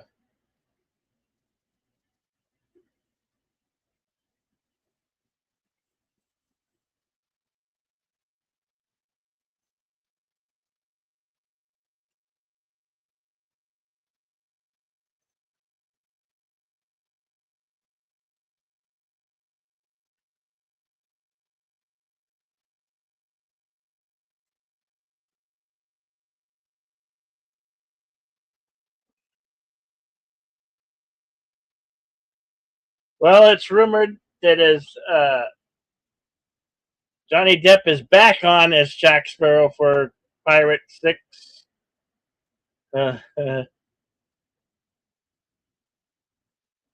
So we'll see.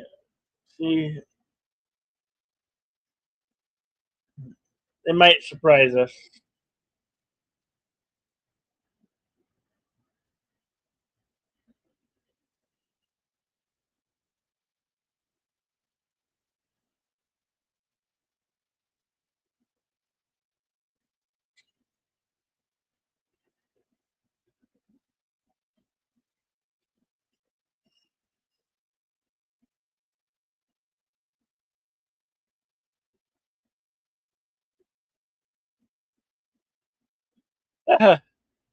Is that it? That is a thingy. And gone. Where's my vessel gone to? Oh yes, there it is. Set out to sea already.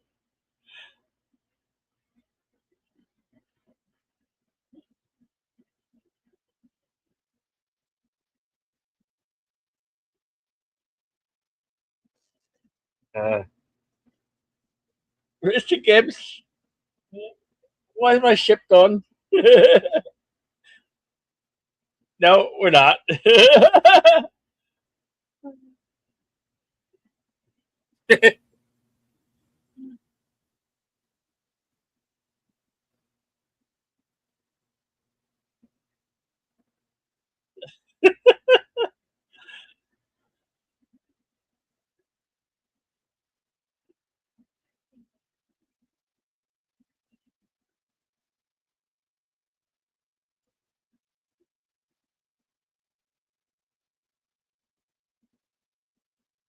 7.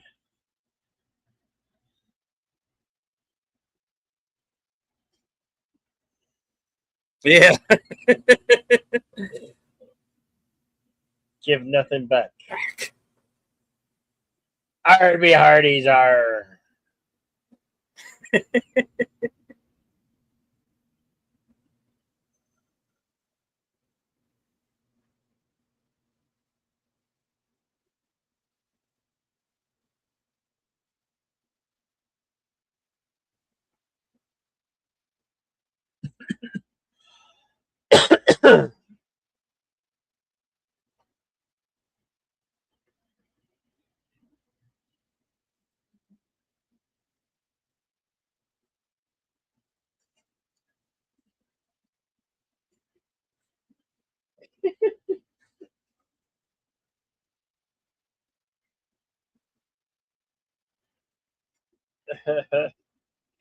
The shots.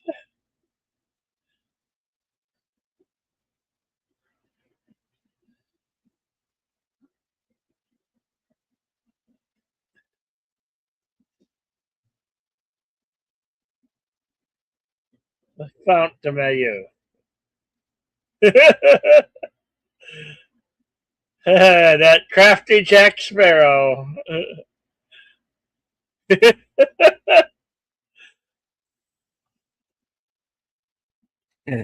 All right, go back and get him.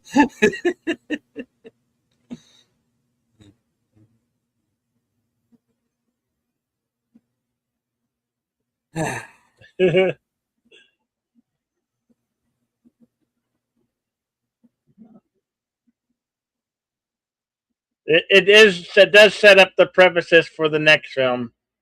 Hmm.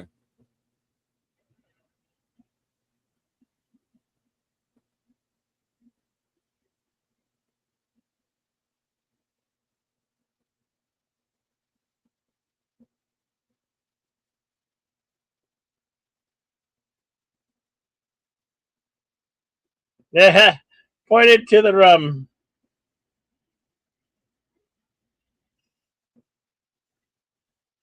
Geez, oh.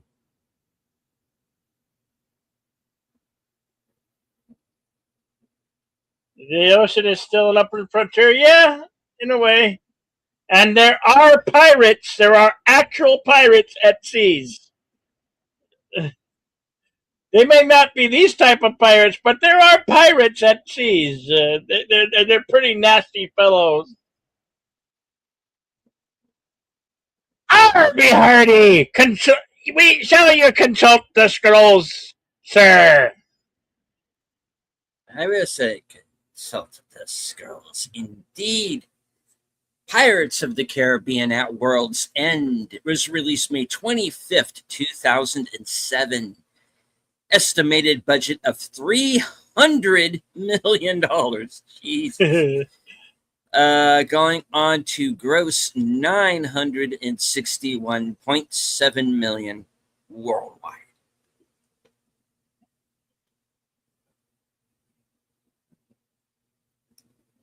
All right.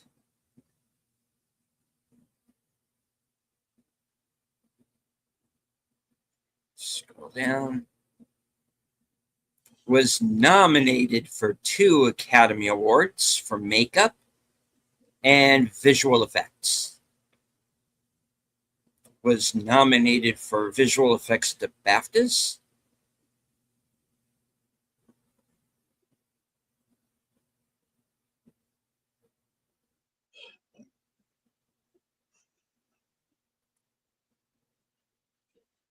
Was nominated for the Actor Awards, what used to be called the Screen Actors Guild Awards, for best ensemble, best stunt ensemble in a motion picture.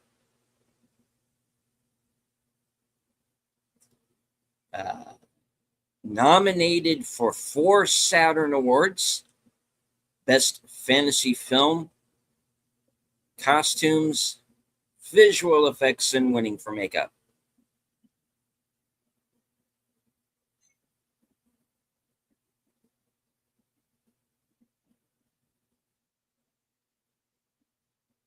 All right. Nominated for 3 MTV Movie Awards. Best Movie. Best Female Performance for Keira Knightley. And winning Best Comedic Performance for Johnny Depp.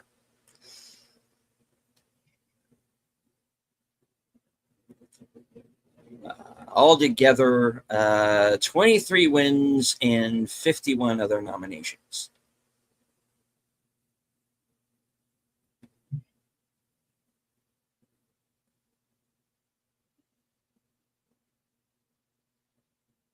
That's quite a lot. Indeed. All right.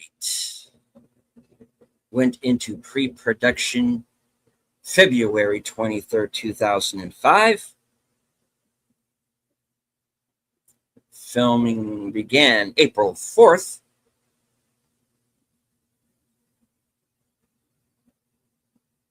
Post-production March 18th, 2006. Went back for reshoots April the same year. Post-production November 10th, 2006. Began again March 24th the next year. Completed April 7th, 2007. Released May 12th, 2007. Filming locations include Bonneville Salt Flats in Utah for Davy Jones's Locker. Niagara Falls. Slowly he turned Niagara Falls, New York. Palmdale Regional Airport, Palmdale, California, for the climactic ocean battle scene. Maui and Oahu, Hawaii. Apomo, California, for the dunes. Dominica, Guadalupe, California, for the dune scenes. Hanalei Plantation Resort, Kauai, Hawaii. Wendover, Utah. Falls Lake Backlot. Universal Studios, 100 Universal City Plaza, Universal City, California, for Port Royal. Little Europe Backlot, Universal Studios. Rancho Palos Verdes, California. Redondo Beach, California. Los Angeles, California. Mediterranean Square Backlot, Universal Studios. Stage 28, Universal Studios. Demolished, 2014. Santa Clarita, California. Stage 12, Universal Studios. Demolished, 2020. Stage 2 and Stage 31, Walt Disney Studios. No, I'm sorry. Stage 2, Walt Disney Studios, 500 South Buena Vista Street, Burbank, California. Stage 31, Universal Studios, 100 Universal City Plaza. Walt Disney Studios and Universal Studios. We said that. Okay, moving on. Righty.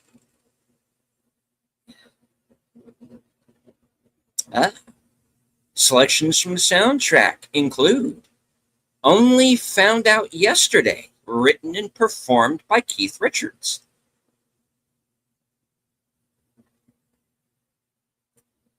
Hoist the Colors, lyrics by Ted Elliott and Terry Rossio, music by Hans Zimmer and Gore Verbinski. Yo-Ho, A Pirate's Life for Me, words by Xavier Atencio, music by George Bruns, performed by Sam Bauer. All right, on to the trivia. This was the most expensive film ever made up to that point, not adjusted for inflation. The budget ran to $300 million, making it the first film in history with a budget that high. That's more than the combined budget of the Lord of the Rings trilogy. That record had been broken the same year by Spider-Man 3 in 2007, which the record had previously been broken the same year by Spider-Man 3, 2007, which costs $258 million. This film held the record until surpassed by its own sequel, Pirates of the Caribbean on Stranger Tides, 2011, with a net budget of $379 million. The green flash is a real but very rare optical phenomenon during sunrise or sunset that is best observed at sea. It is caused by the refraction of light in the atmosphere, amplified by a mirage. At around 23 minutes, the scene in which Jack the monkey is shivering was accomplished by the concerted efforts of the special effects and animal training departments. The effects guys made a small wooden barrel with a vibrating plate on top. The animal trainers taught the monkey to sit with her arms crossed on the plate.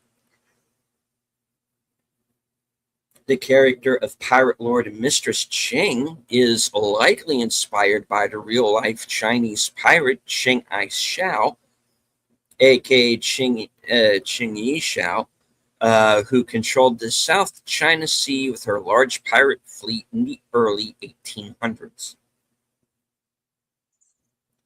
The real-life Council of Pirates existed at one time. The Brethren of the Coast was a loose coalition of pirates and buccaneers active in the 17th and 18th centuries in the Atlantic Ocean, Caribbean Sea, and Gulf of Mexico.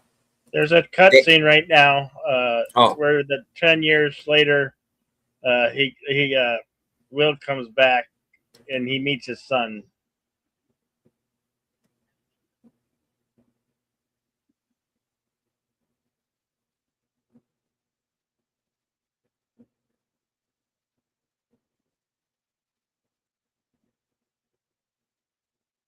It's just the one day that he gets to come back. It's just a little cutscene.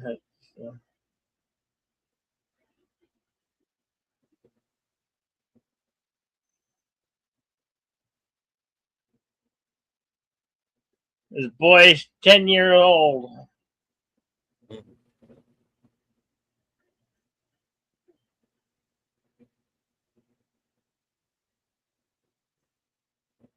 You can continue with the skulls. All right.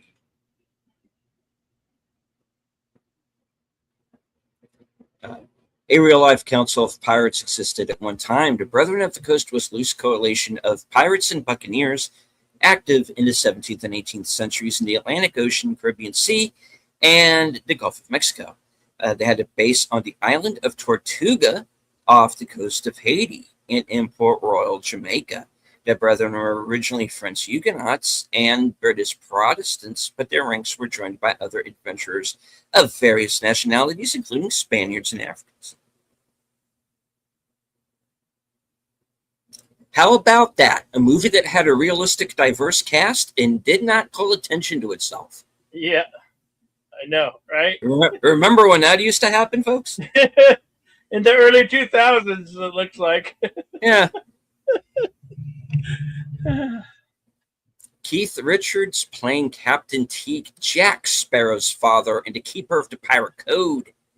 Richards is Johnny Depp's friend and main inspiration for his Jack Sparrow character, and he was slated to appear in Dead Man's Chest in 2006.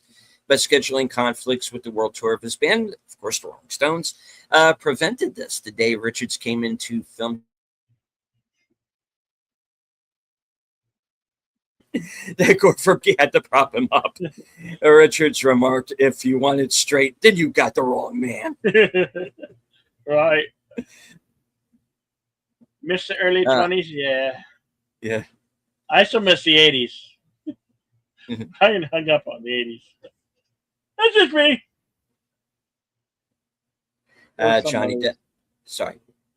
Johnny Depp thoroughly enjoyed working with his co-star Jeffrey Rush in the first film and was pleased to get more screen time alongside of him. He's saying we were like a couple of old ladies with knitting needles. The waterfall scene was filmed at Niagara Falls. Some scenes were filmed during the production of Dead Man's Chest, so their locations would not have to be revisited by the crew.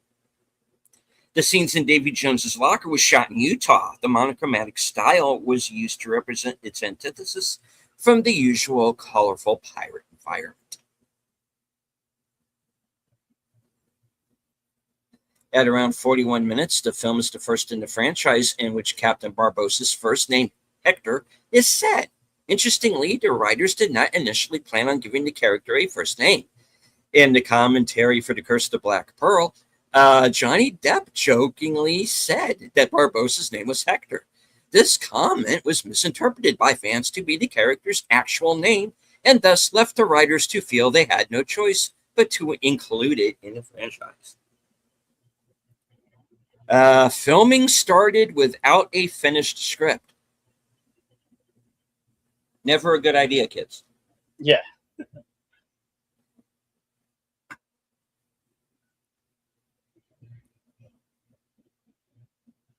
Here they got lucky. But if any of you plan to make a film, unless you think you're Jean-Luc Godard or something and can improvise with the camera, I would advise, locking down the script first. Just saying. The flags hoisted by the pirate fleet are based on flags of real-world pirates. Christopher Moody, red flag with winged chalice arm and knife and skull on crossbones. Thomas II, an arm with a cutlass. De Frank, a man clubbing a skull and crossbones. Bartholomew Blackheart Roberts. Oh, I like that already. A man dancing with a skeleton who holds a spear. Edward Blackbeard Teach, a skeleton holding a spear stabbing a red heart. Edward Lowe, a red skeleton. The flag hoisted by the Black Pearl is that of John Calico Jack Rackham, a skull and crossed cutlasses.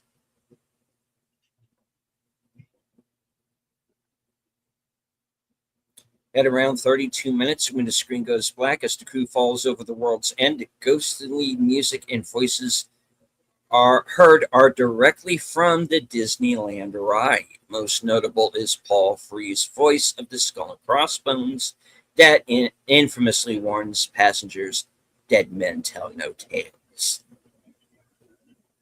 The climactic sea battle was shot in an air hangar at Palmdale, California, where the cast had to wear wetsuits underneath their costumes on angle-tipped ships. The water-drenched set was kept at freezing temperatures to prevent bacterial infection.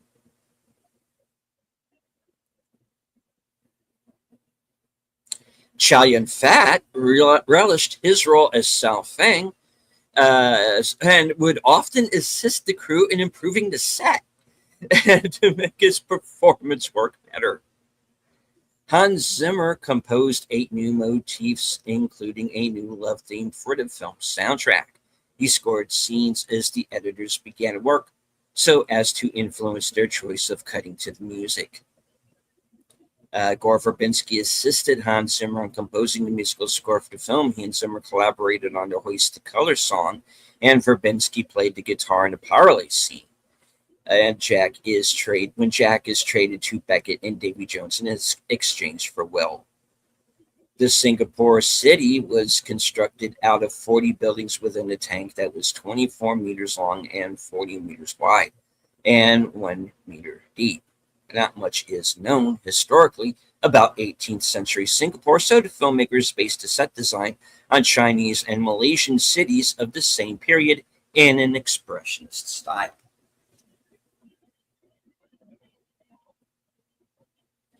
Cast and crew filmed off the coast of Southern California in the South Bay area around the last week of August 2006.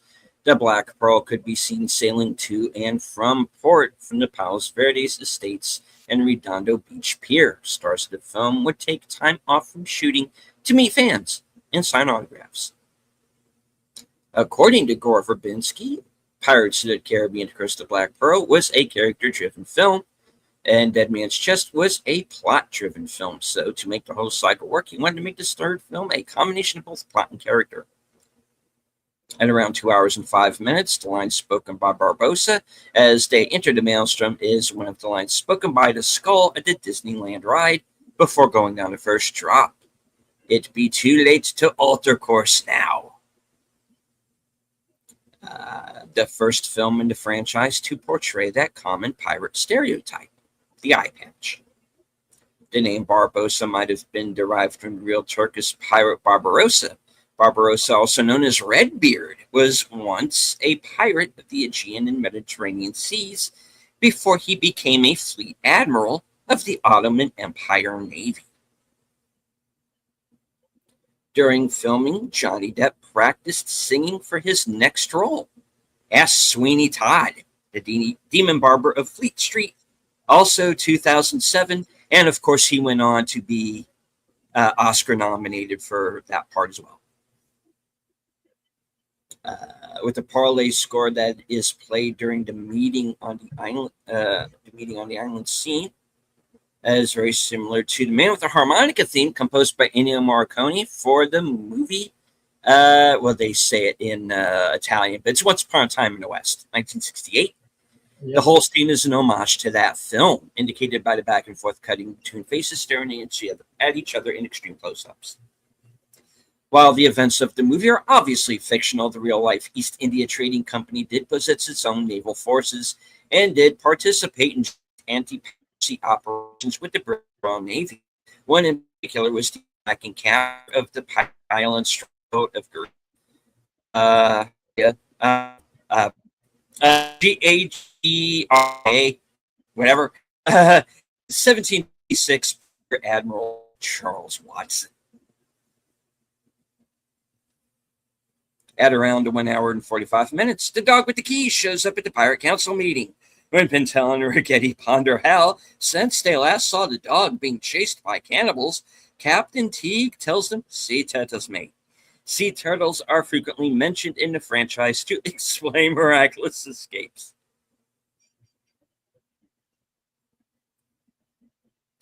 The film's running time was originally 3 hours.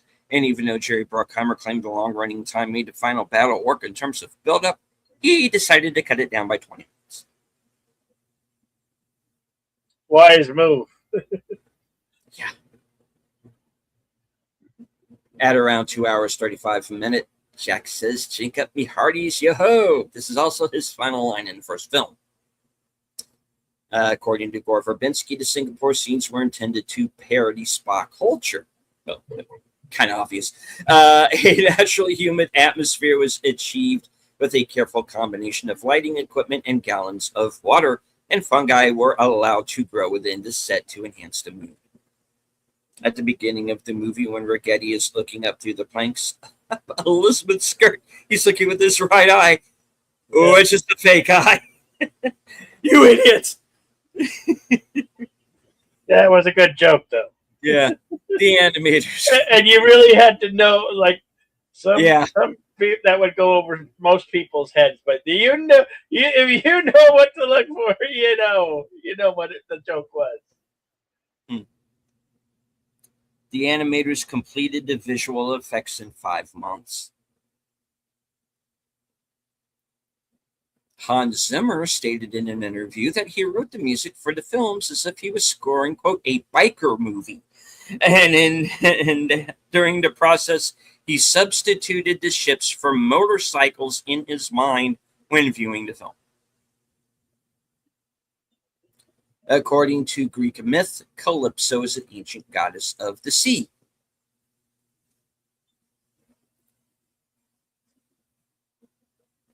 Sometimes she's Charlize Theron. Sometimes Vanessa Williams. Or sometimes she just turns into crabs and swims away.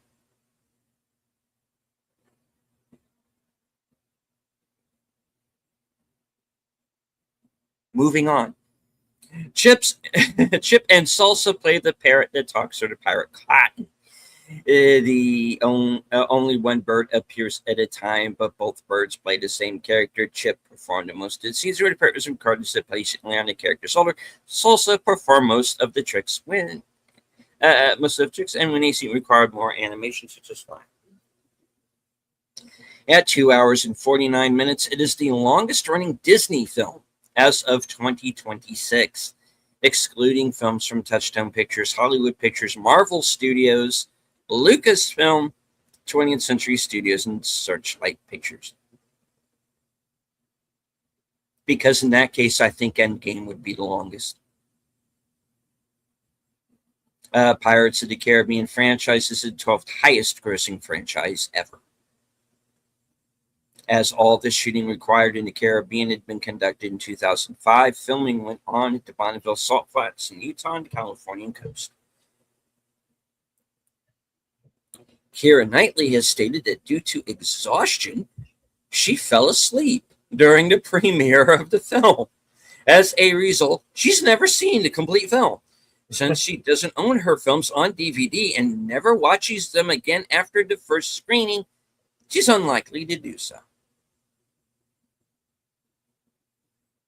This is the 4th pirate movie Hans Zimmer has scored, although Klaus Badelt is credited for scoring Curse of Black Pearl. Zimmer personally composed several themes for the movie while producing the rest of the score. In addition to the 3 Pirates films, he also scored Muppet Treasure Island in 1996. Captain Barbossa can be seen wearing an Eagle Scout ring in several sequences. This ring signifies that someone in the Boy Scouts has earned the highest rank known as Eagle Scouts. So he's an Eagle Scout. But how? I don't know. IMDb does not say. At around an hour and 40 minutes, during Jack's monologue to the Pirate Council, he is heard to remark, "Res ipsa loquitur," which is Latin for "it speaks to the thing itself," a term used frequently in the writings of the late Hunter S. Thompson, a close friend of Johnny Depp. At around 12 minutes, Xiao Fang threatens Will with a fid, a sharp tool used for winding ropes together. The East India Trading Company naval officer uniforms are fairly accurate and are based off a 1761 uniform warrant that states that officers will wear blue coats with yellow facings and waistcoats. This was the last film in the franchise to be directed by Gore Verbinski. Jack the Monkey was played by two monkeys, Chiquita and Pablo, who replaced the two monkeys from the first film. Tara and Levi played a part of Jack the Monkey in the first film. Release prints were delivered to theaters with the fake title Rummy 3.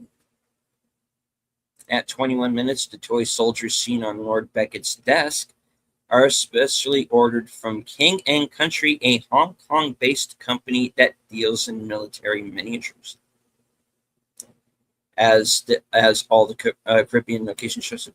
Yeah, we said that. They shot in California for 70 days. Black Pearl itself, while docked in San Pedro Harbor, was used to film an ad for the movie and a contest called Party on the Pearl, using some of the movie's cast. The ad starred Martin Kleba, Spencer the Monkey, David Blue, and Jeremiah Hu. Liar's Dice can be played on the Blu-ray version of the DVD as a special feature. The last highest-grossing film worldwide to earn less than $1 billion, as every highest-grossing film worldwide beginning in 2008 has crossed the $1 billion mark. This streak was broken in 2020. They might want to think about that. They might want to think about that little tidbit. Yeah. Industrial Light and Magic created 750 visual effect shots in the film, while Digital Domain created 300 visual effect shots for the film. At the time of its release, the fifth highest grossing film worldwide after Titanic, Return of the King, Dead Man's Chest, and the first Harry Potter movie. Fifth sequel in history to gross over $900 million worldwide after The Two Towers, Return of the King, Shrek 2, and Dead Man's Chest. Highest grossing film of 2007 worldwide.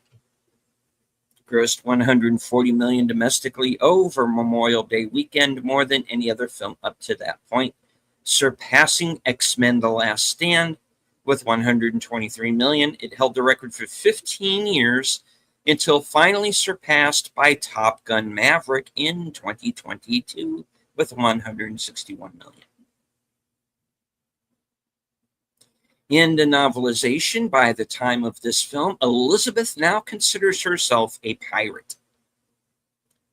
Tia Dalma says, "Poor unfortunate souls." Ursula the Sea Witch sang the same thing in another Disney film, The Little Mermaid, in 1989. Flotsam and Jetsam and Shipwreck City may also be an in-joke to Ursula's minions, too. Okay. As the longest of the Pirates films, producer Jerry Bruckheimer maintained a long running time was needed to make the film. Yeah, we said that. In pirate culture, Davy Jones's locker is both purgatory and hell, which is why in reality it's white. Purgatory is the in-between. It's the place the spirit of the deceased sits and waits to see where the afterlife decides its final resting place or another chance at life. Purgatory is often white. It can be gray sometimes. That's why Jack was stuck there, yet the color was white. The film contains 2 instances of the famous Wilhelm scream. At 1 hour 30 minutes, Calypso is cited by Davy Jones in this film to be a heathen god. This brings the saga full circle, as in The Curse of the Black Pearl, Barbossa mentioned heathen gods. The shot of Pintel and Ragetti in a rowboat at 1 hour 7 seconds seems to be a reused shot from Dead Man's Chest when they were heading for the Cannibal Island. The shot is slightly zoomed in. It's more grainy. Presumable this was done to hide the fact that there would only be open ocean behind them. In the novelization, Elizabeth doesn't know if Will's any different from pirates and doesn't know if she can trust him anymore. She also lost some respect for Norrington when he handed Heart of Davy Jones to Lord Beckett to regain his standing in the Navy, but he never stopped loving Elizabeth in spite of her love for the pirate's life.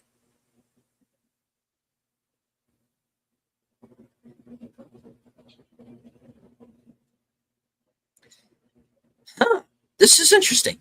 The film was censored in China, with Chilean fat scenes trimmed from versions of the film which may be shown in China.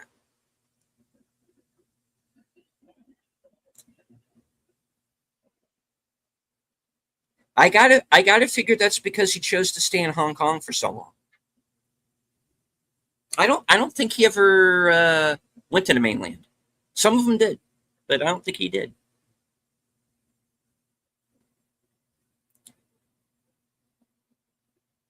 He was always his own man. He's gonna do what he's gonna do. In the locker, Jack Sparrow says we shall have a magnificent garden party, and you're not invited.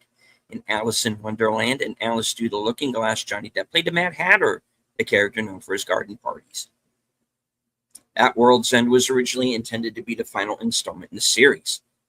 However, it can be viewed as the end of the trilogy that started with Curse of Black Pearl, given to feature films On Stranger Tides and Dead Men 2011 and Dead Men Tell No Tales in 2017 being standalone sequels. According to the novelization, the Flying Dutchman is the fastest ship on the ocean. In Italy, the Curse of the Black Pearl was renamed in English Curse of the First Moon. Dead Man's Chest was called Curse of the Ghost Chest. But At World's End was translated correctly. I'm not going to do the Italian, guys. I'm just going to mess it up. In the novelization, Elizabeth felt terribly guilty about leaving Jack to be killed by the Kraken at the end of the first film. Margheretti. Yeah. Garlami. Coco. But she sensed that he was proud of her pirate-like behavior. Both Keira Knightley and Tom Holland are starring the 2005 remake of Pride and Prejudice. Knightley's Elizabeth Bennet, Hollander's Mr. Collins. The film sold 14 million copies in 2007, becoming the fastest-selling video release of the year in the United States. At the beginning, whenever the word suspended is spoken, as in right of habeas corpus, suspended, the prisoners are hanged. In other words, literally left suspended. The third Walt Disney Pictures film to be rated PG-13. At around 1 hour 35 minutes, Gentleman Jacquard, played by Hakim Kazim, suggests cutting out Barbossa's tongue. Kai Kazim previously guest starred in Ali Rashid and the Thieves in 1997, playing a character who did cut out someone's tongue. Ouch. The third film in history to gross over $300 million worldwide on its opening weekend after Revenge of the Sith and Spider-Man 3. At around 8 minutes, the scene in which Elizabeth is forced to remove and hand over all her weapons before entering Southing's bathhouse mirrors a similar scene in Mad Max Beyond Thunderdome, 1985, in which Max, Mel Gibson of course, is forced to remove and hand over all of his weapons at the entrance of Bartertown. The novelization mentions the pirate executions, but doesn't depict them like the film does.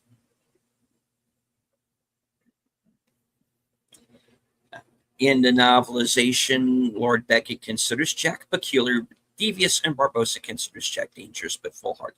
Some of these repeat between the three films. With this film, the Pirates franchise broke the $2 billion mark at the global box office. The Maelstrom sequence took 10 weeks to film. It was extremely difficult for the actors. Keira Knightley said, "The water is literally in your eyes the entire time, and you've got an entire camera crew coming at you." Jeffrey Rush said, "When my costume is wet, I weigh 45 pounds more, and underneath it can barely move." Kevin McNally said, "Oh my God, how wet can a man be?" Hans Zimmer composed the score at the same time that he was writing the music for the Simpsons movie. This movie contains 3 actors from Game of Thrones. Jonathan Pryce as the High Sparrow, Mackenzie Crook as RL, and Andy Beckwith as Roar. This series has a rather inconsistent naming concept. Okay. Germany, Black Pearl is called Caribbean's Curse. Yeah,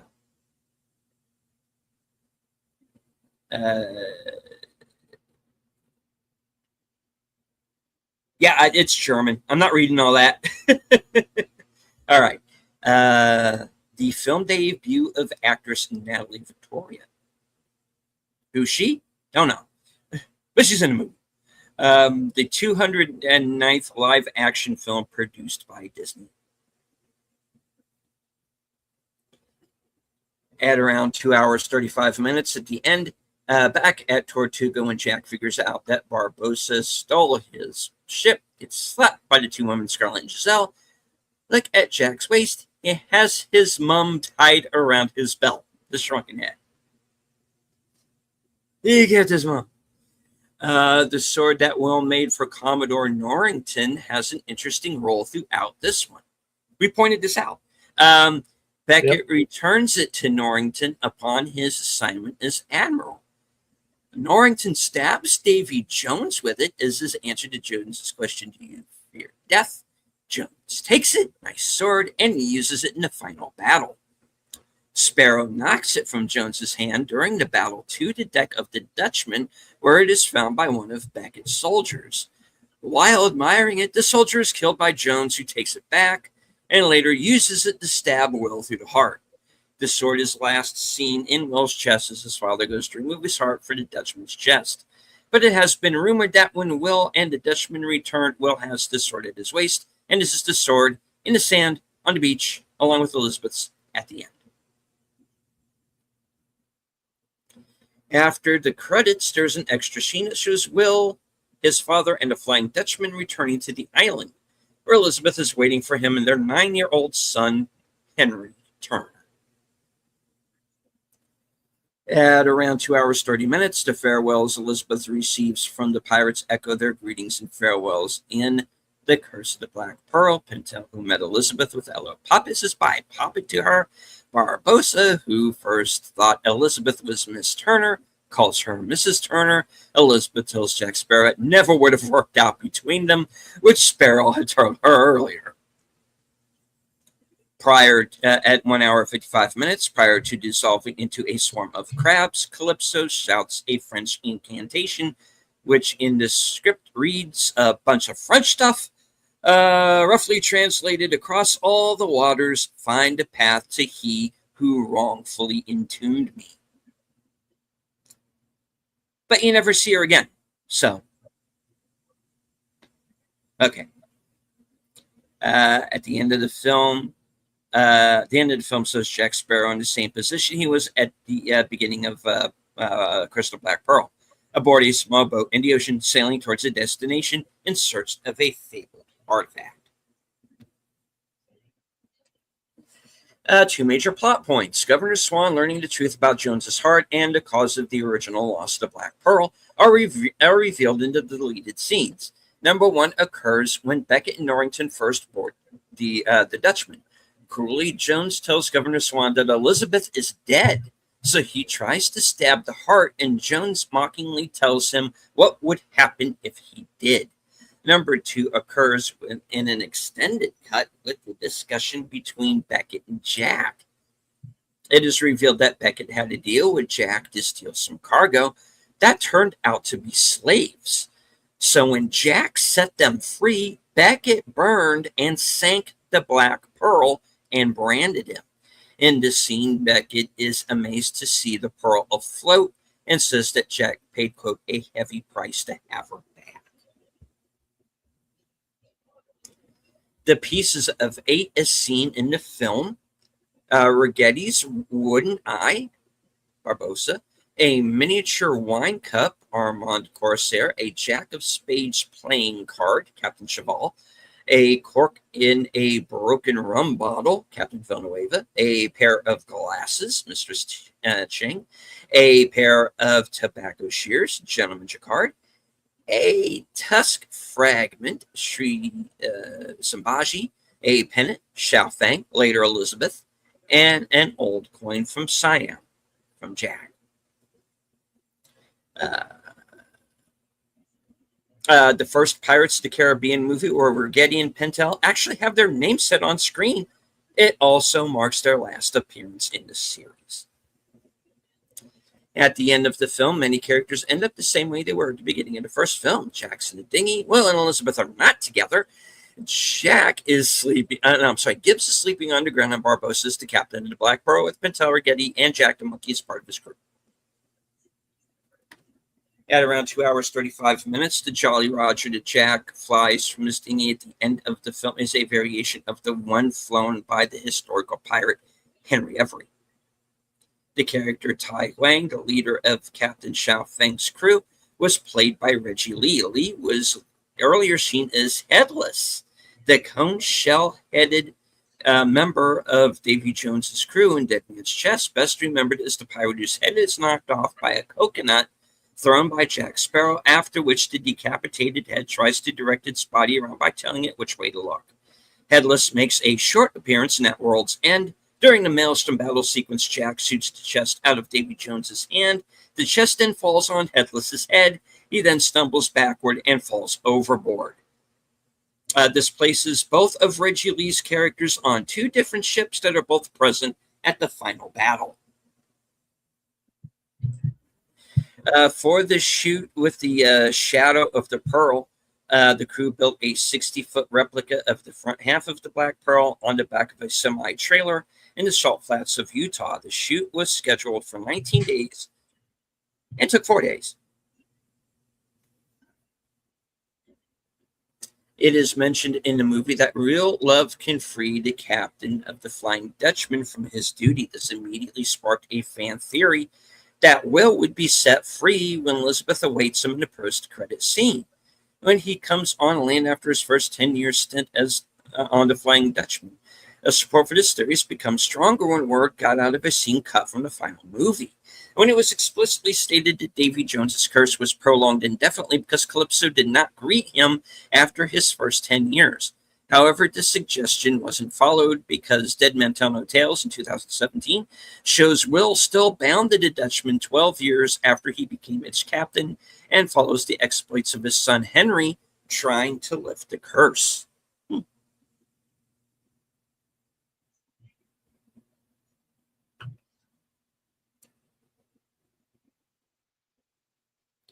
A piece of 8 is a silver coin called a real.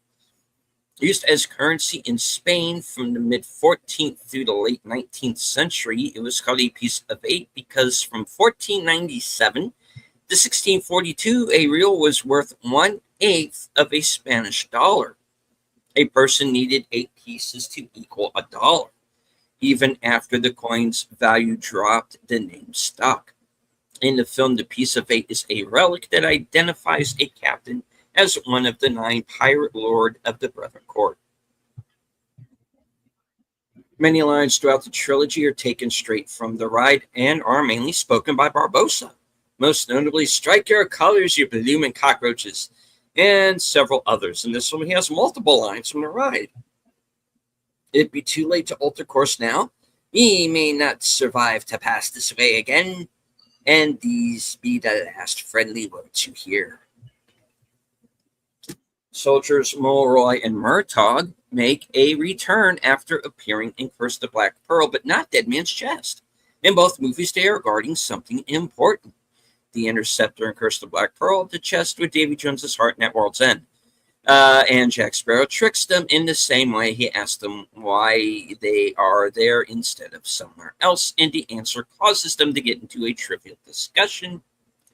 This distracts them to the extent that they no longer pay attention to Jack, who subsequently slips by unnoticed. Jack Sparrow doesn't appear until 33 minutes into the film. At 2 hours and 35 minutes at the end of the film, Barbossa suggests to his crew that they go looking for the Fountain of Youth, but is prevented by doing so since the relevant portion of the map has been stolen. Next, we see Jack and his dinghy turning the rings of the map to form a chalice and the assumed location of the Fountain of Youth mount, marked by an X. Judging from its position on the map and remembering the relative inaccuracy of the mapping techniques of the day, the X lies over the Everglades, roughly 33 miles southwest of Lake Okeechobee.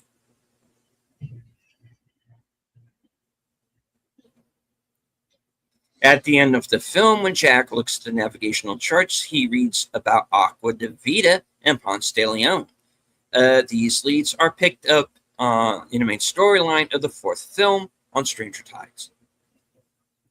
Keira Knightley's second to last film in the franchise is Elizabeth Swann. She declined to return for on Stranger Tides, stating that although she thoroughly enjoyed making the first two movies, the lengthy shooting process as well as promotional duties prevented her from accepting many other movie roles. She also cited that the sequels would take up too much time of her time as a mother.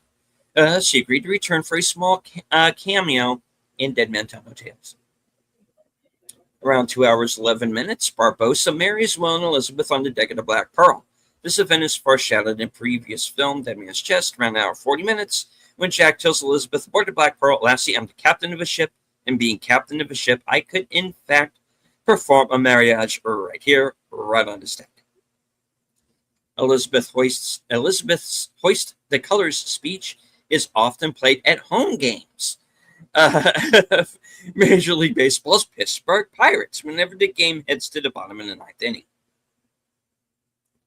When Elizabeth is named by Tai Wang and Xiao Feng's crew as their captain, after being asked by Davy Jones' board of Dutchman, the Singaporean crew speaks Mandarin. When Norrington breaks Elizabeth and the crew out of the brig, Tai Wang speaks Mandarin to the crew when Elizabeth nods for them to leave.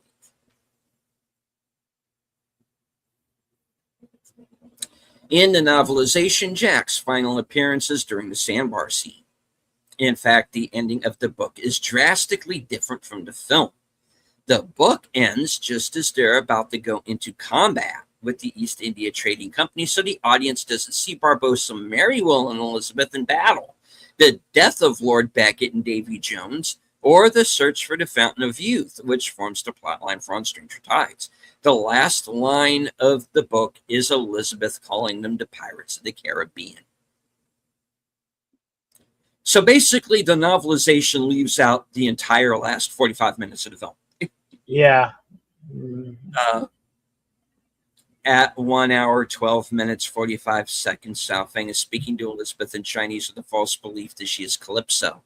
According to the script, he is reciting a verse from the poem Tu Zhang's Dancing. The translation of the verse is young willow shoots touching, brushing the water of the garden pool. This is likely meant as a metaphor for how Calypso is trapped in human form. She's able to be around and touch the ocean, but she isn't able to really be in it in the way she can be in her true form. And her powers are severely limited in her human form. She can barely touch and brush the surface, the full capacity of her power. Jack Sparrow's look is visually, yeah, we said that already. All right, that's it. The scrolls are closed? The scrolls are closed. All righty. Well, that comes to what I've been dying to, did it on the tip of my tongue. Next week, we will be back with a B movie from 1956, Earth versus the Flying Saucers.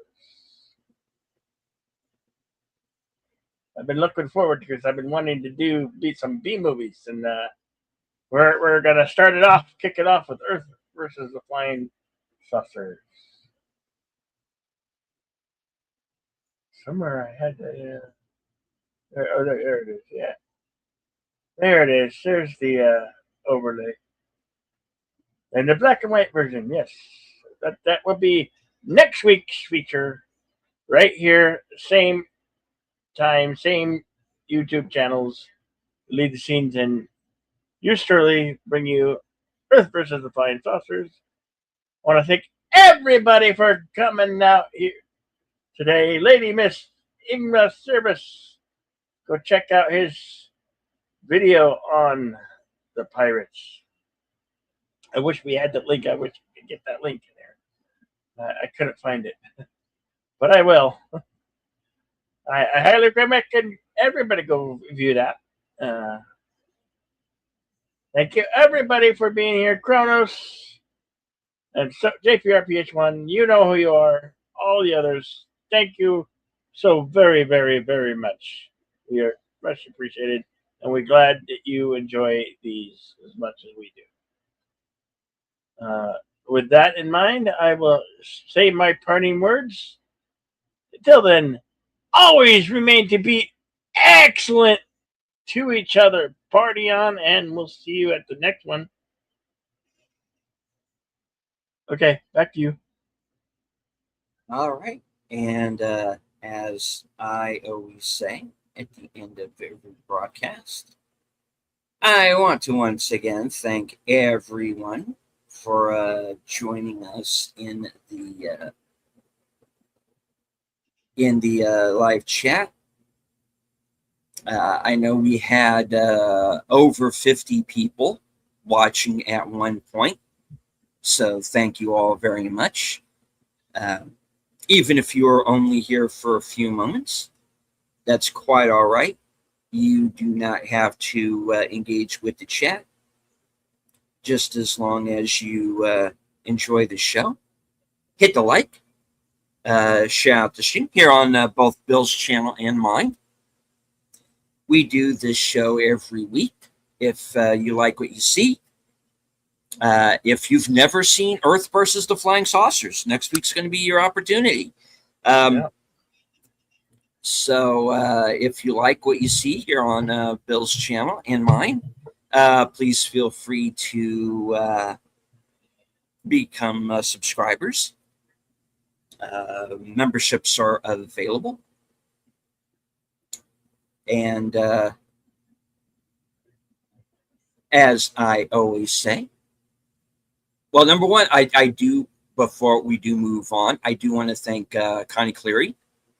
Yes, thank you. And JPRPH1 for the member chats during the course of the show. Yeah. I don't want to forget them.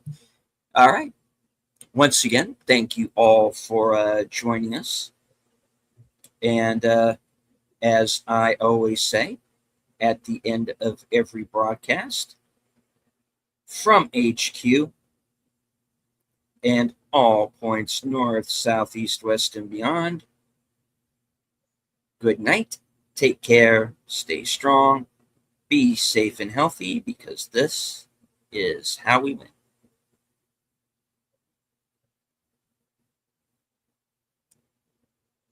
That's the link to Enigma's video. Oh, cool. Yes. All right.